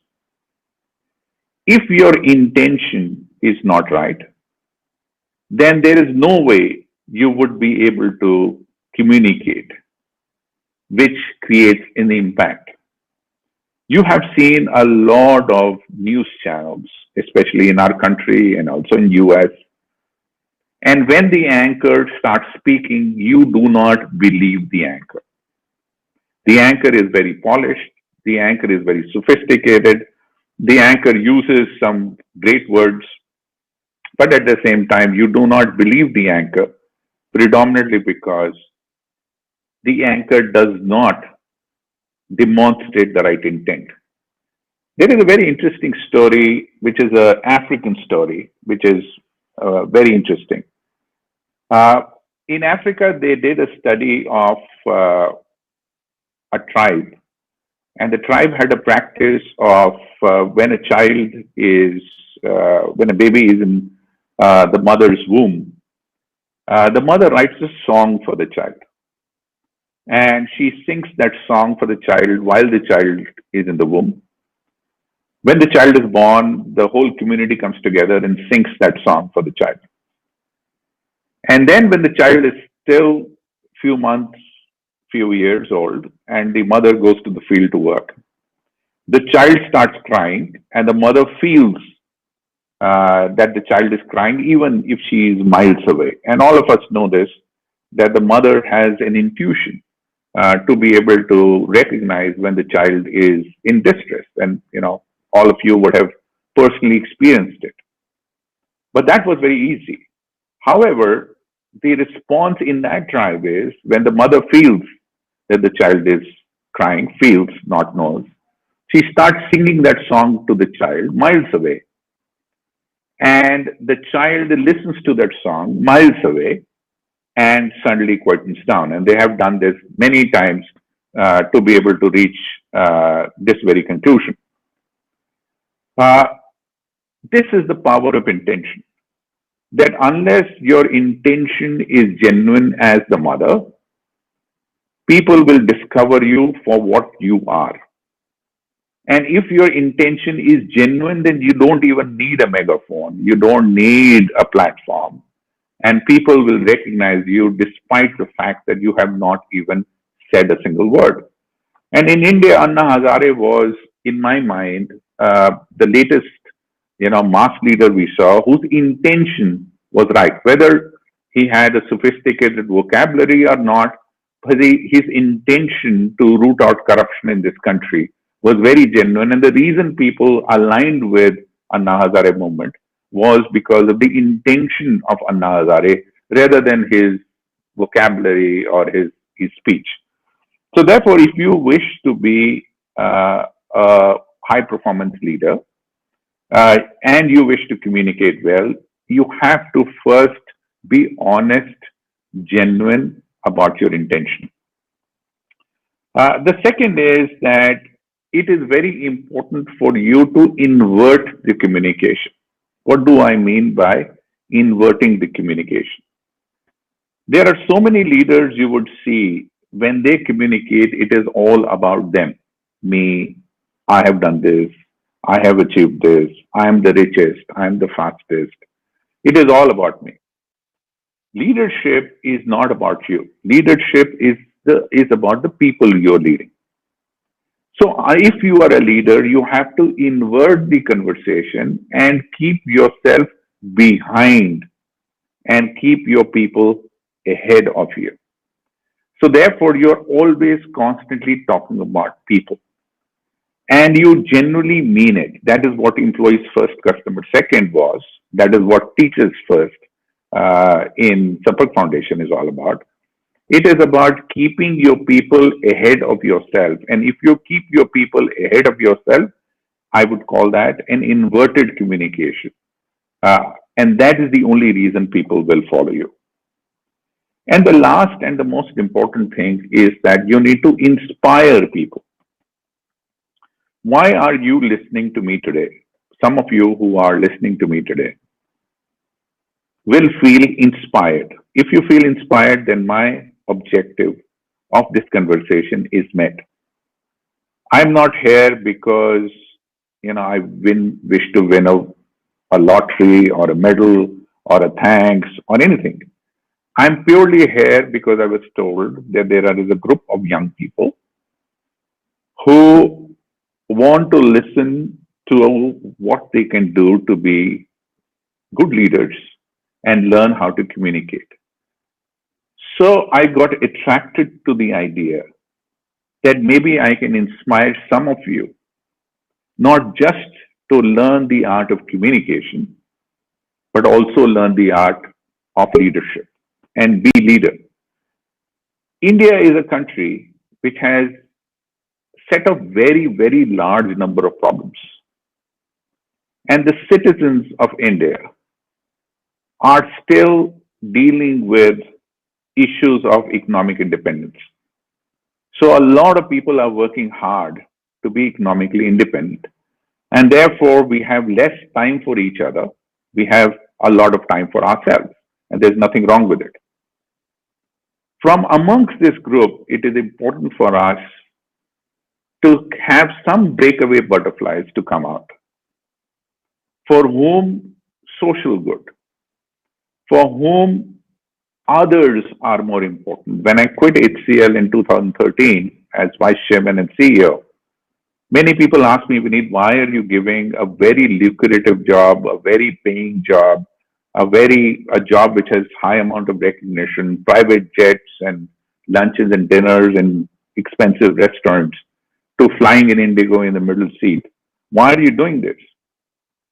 And I said to them that I'm doing this largely because I feel inspired by few people like Bill Gates who have given up what they were doing in the past and said that we should spend the rest of our life to try and make the world a better place for more people than us. And that is what inspiring leadership is all about. So the third element of a good communication, after your intention is right, after you invert and make people the primary source of your communication, is to learn how to inspire people to climb Mount Everest every day. How do you inspire people to be butterflies, their own butterflies in life, and not be ants and work for you? How do you inspire people to fly away rather than fly towards you? How do you inspire people to do the best, which is good for them and not for you? And only once you do all this, would you be able to be a leader who communicates well and is an inspiring leader. Let me end my talk with sharing a story of a very inspiring story, which I hope you remember and it changes your life. This is a story set in China of a one-armed boy who was 8 years old. And it's a true story. He had only one arm, but he had an aspiration of learning judo. So he went from one coach to another coach to the third coach and saying, Coach, I want to learn judo. And every single coach rejected him because they said one arm boys cannot play judo. I cannot teach judo because you need two arms to play judo. Till he reached a coach who said, not only will I train you on judo, but I will also make you participate in tournaments. So this guy started practicing with this coach. And after about a year, he entered a competition. And in that competition, he won the first round, the second round, the third round. And suddenly, after some time, he had the trophy in his right hand. Everybody was surprised. They rushed to the coach and said, "What did you do? How did you take on a child who had only one arm, rejected by all other coaches, and how did you make him win a trophy?" And the coach said something very interesting, which you should remember in life. He said, "All of you were looking at what he does not have. And I was looking at what can I do with what he has. So my boy only has one arm. In judo, there is a attacking aggressive move. The only counter to that attacking move is to catch hold of the left arm of your opponent and spin him around. Since my boy did not have a left arm and he was attacking with his right, he would keep on scoring points. And that is what I thought was a ticket to win. And that is how he won. So friends and young friends, all of us are born differently. Some of us with one hand, some of us with one leg, but all of us have a mind to think about what can we do with this God's gift to whoever we are. The issue is not what we have been gifted.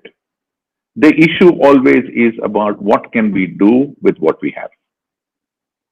So if you truly wish to be a leader and truly wish to learn to communicate, you first need to give up being an ant by being comfortable with who you are. Have a desire and aspiration to be a butterfly. Have the ability to take the risk of stop being an ant and then fly. And maybe you will fail, but it is better to fail attempting to be a butterfly rather than spend the rest of your life being an ant. And once you understand that, and if you can inspire 100 other people, you would be a leader and you would have communicated well. Thank you so much. Happy to take questions if there are any. Yes, I would like to call upon Rotarian Manju Fatke, if she's around, to conduct the question and answers for this session. Yes, Mr. Vinay, that was one of the best speeches on leadership and communication I've heard, and I simply loved your point of having the right intention, because ultimately we people will see through you, and I so agree with that. My question, till we receive the other questions from the attendees and participants, it would be to ask you as to how do we really read into these kind of intentions early on before it's too late? I think there is enough written in Indian mythology, in Buddhism, in yoga, which talks about the fact that if you truly listen to yourself by logging out to all the noises around you, you would be able to hear your mind, your heart, your body telling you what you should be doing. We spend a lot of time living the life which others want us to live. So we spend a lot of time taking decisions based on external stimuli. The first step for you is to look at internally and understand yourself. The second step is that once you start getting in rhythm with yourself, you will quickly see the intention of the other person being wrong if it is wrong. The inability of seeing the other person's intention being wrong is part of the fact that you are not in rhythm with yourself. And therefore, I would say that each one of you should introspect, meditate, think about in yourself in a quiet room for at least 15-20 minutes a day. And once you get into a rhythm with your body clock, then you would be able to get to your intention and others' intention very quickly. Okay. So one of the questions is like how to choose and lead members in a team. How do you choose the members? I think, you know, uh, it's like anything, you need to learn it. Uh, it is not a one line answer. It is to learn it. And it goes back to the same set of questions which I said that you need to learn what your intention is. You need to learn how to communicate. You need to learn how to inspire. The question you are asking how to choose is the wrong question. It's not the wrong question. It is the same question in terms of you should choose people whose intention is right. You should choose people who are inspired by you. You should choose people who wish to do something which others have not done before. And if you choose these, then you will get the right person. Don't choose for the skill. Choose for the attitude. Great. So choose for the attitude is the great message to take away from here. The next question is being asked is how can we communicate and make others work with us for the same intention? I think we've already answered that. Also, is Rotarian Ravi Bajaj who's asking, suggest some good books on leadership. Read my book, Employees First, Customer Second. Yeah, I don't think books will help you. I think, there are great people with great tweets. Get onto LinkedIn, get onto Facebook, follow people. Uh, Good ideas come in small bites. They don't come in form of books. Yes. So even at Rotary, probably Mr. Vinith, now we believe that we have to work with our members who ultimately will work with the beneficiaries. So if you keep your members' happiness, their integrity, their intentions right, then everything else will fall in place. So it aligns with your book, which says that employees first, customer second.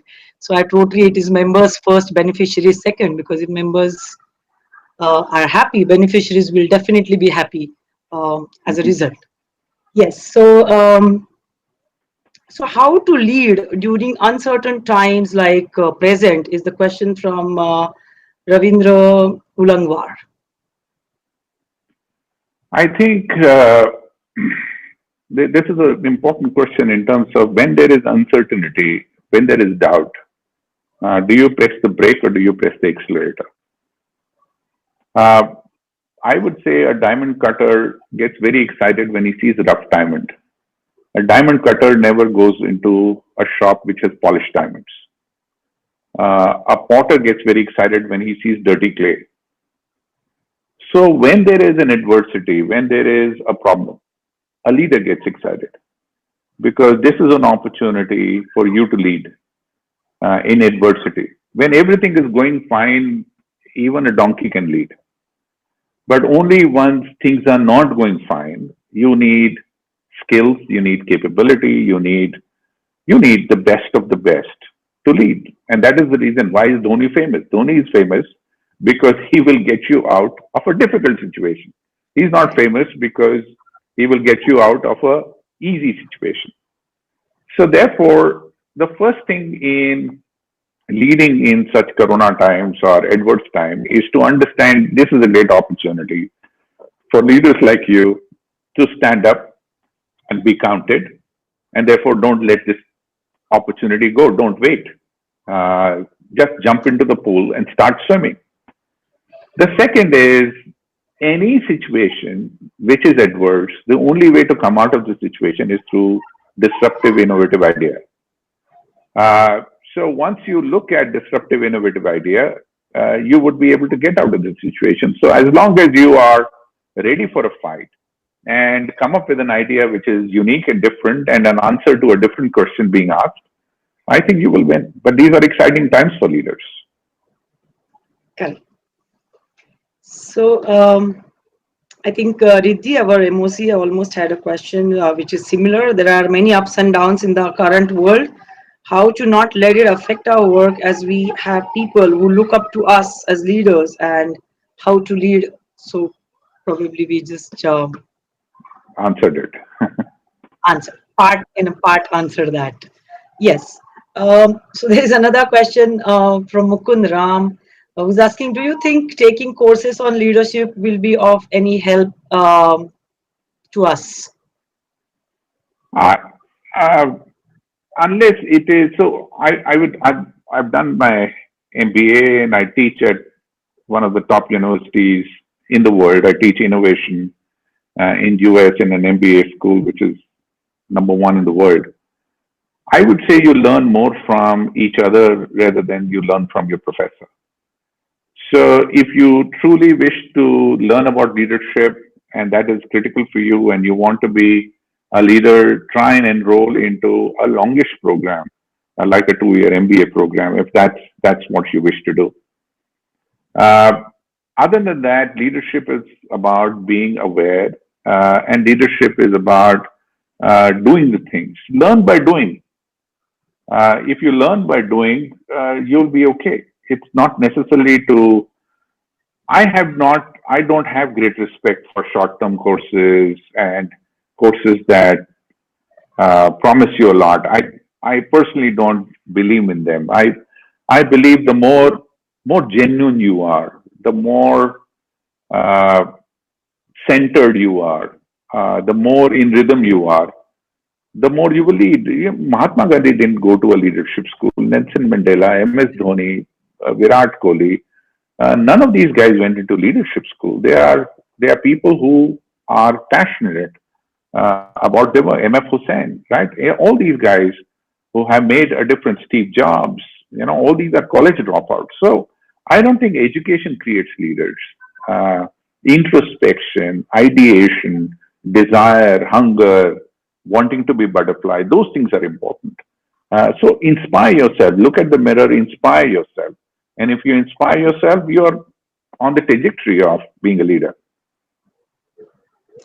Yes, for the youngsters out here who are listening in to us, I think having that fire in the belly is the primary source of learning things and being a good leader. If you have that, probably leadership will come to you automatically. But having said that, would your foundation, this is my question, of course, would your foundation be open to have some people coming in as interns to really learn as to what you do? And at the same time, I always believe that, on the job training can be the best training. So they will also learn from you and from your team. Would you be open for internships for these youngsters here? So the answer in one word is yes. But let me explain to you what I seek. We work in 6 states: Himachal, Haryana, Uttarakhand, UP, Chhattisgarh, and Jharkhand.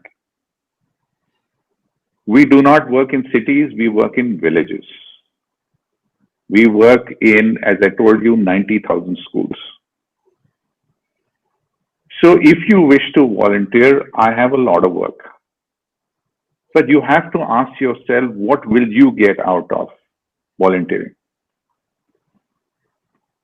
If you are not willing to roll with the rough and tumble of Indian rural, then you're wasting your time. But if you wish to roll with the rough and tumble, or engage with innovation, or engage with the real India, yes, there is enough opportunities for volunteers at Sampark Foundation. And not just volunteers, because you will make a huge difference in the lives of people who are left behind, but also you will make a huge difference to yourself.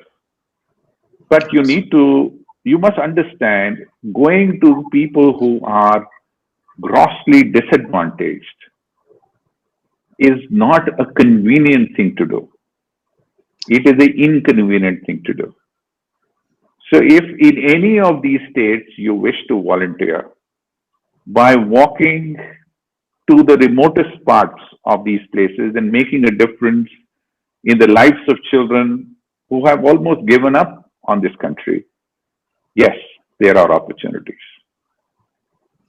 Great. So That's really nice of you to have offered the opportunities. Also, I would like to know, how do we take the work that Sampark Foundation is doing to Maharashtra, or probably to at least to Pune and the Raigad district, where Rotary District 3131 is, through Rotary? Is there any opportunity for Rotary to probably join hands with Sampark Foundation? I think yes. Uh, Number one, decide that you want to do it. Number two, write to me. You already have my email ID, and we will enable you to implement this across Maharashtra or across wherever you wish to do. Sampark Foundation is committed to enabling groups of people to leverage whatever we have free of cost and implement it to bring about a change in the society in which they are working. So, by all means, everything which Sampark is doing is available free of cost to you as long as your intention is correct, right? It is very important for your intention to be right. I, I, I cannot say it again and again. If your intention is not to get into the press, but to impact the individual who is feeling disadvantaged, I'm 100% with you and will be very happy to collaborate with you guys to take it to the district or the entire Maharashtra. So let me assure you, from 5,200 Rotarians that we are today, that our intentions are absolutely bang on, and I can see some synergies, possibility and opportunities of synergies happening between us and you, and everybody out here is, doing his or her best to give back to the society with the right intentions. With that, I think I'll just ask last question, which has come right now. If during leadership, if someone tries to dominate on us, then how to handle the situation by taking rights in our hands? Right. So I just wrote a post on the bullies. If you go to my LinkedIn or Facebook or Twitter, I wrote about bullies, what I call the bully leader. How do you handle a bully leader?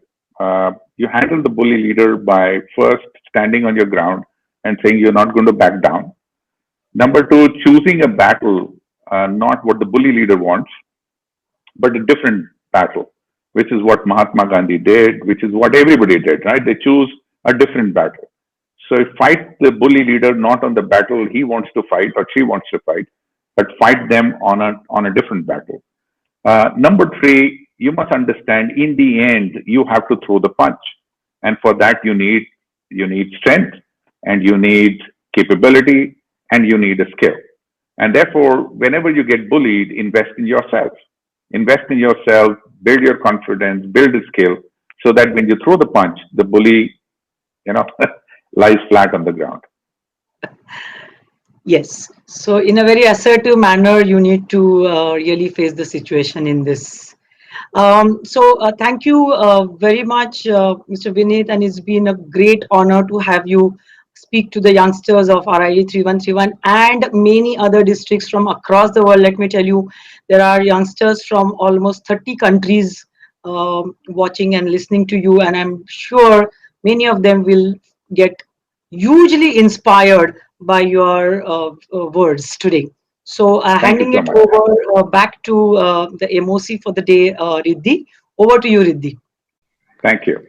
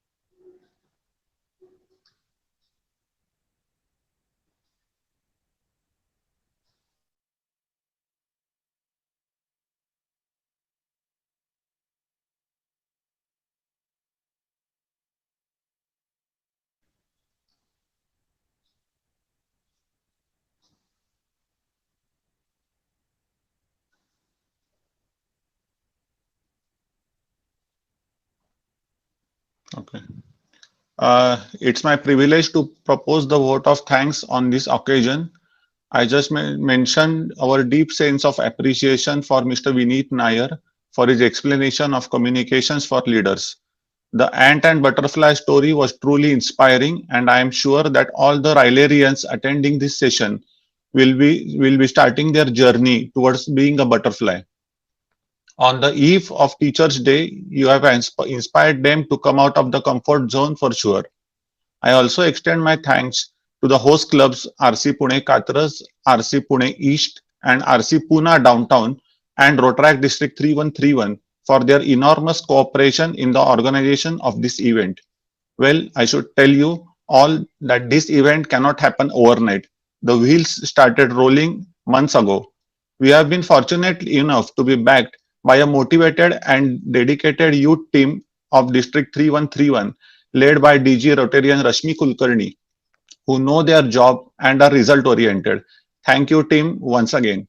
Ladies and gentlemen, once again, I want to state that we are most grateful to all the speakers on this stage. We thank you for being with us this evening, and it's pleasure to have you. Thank you very much.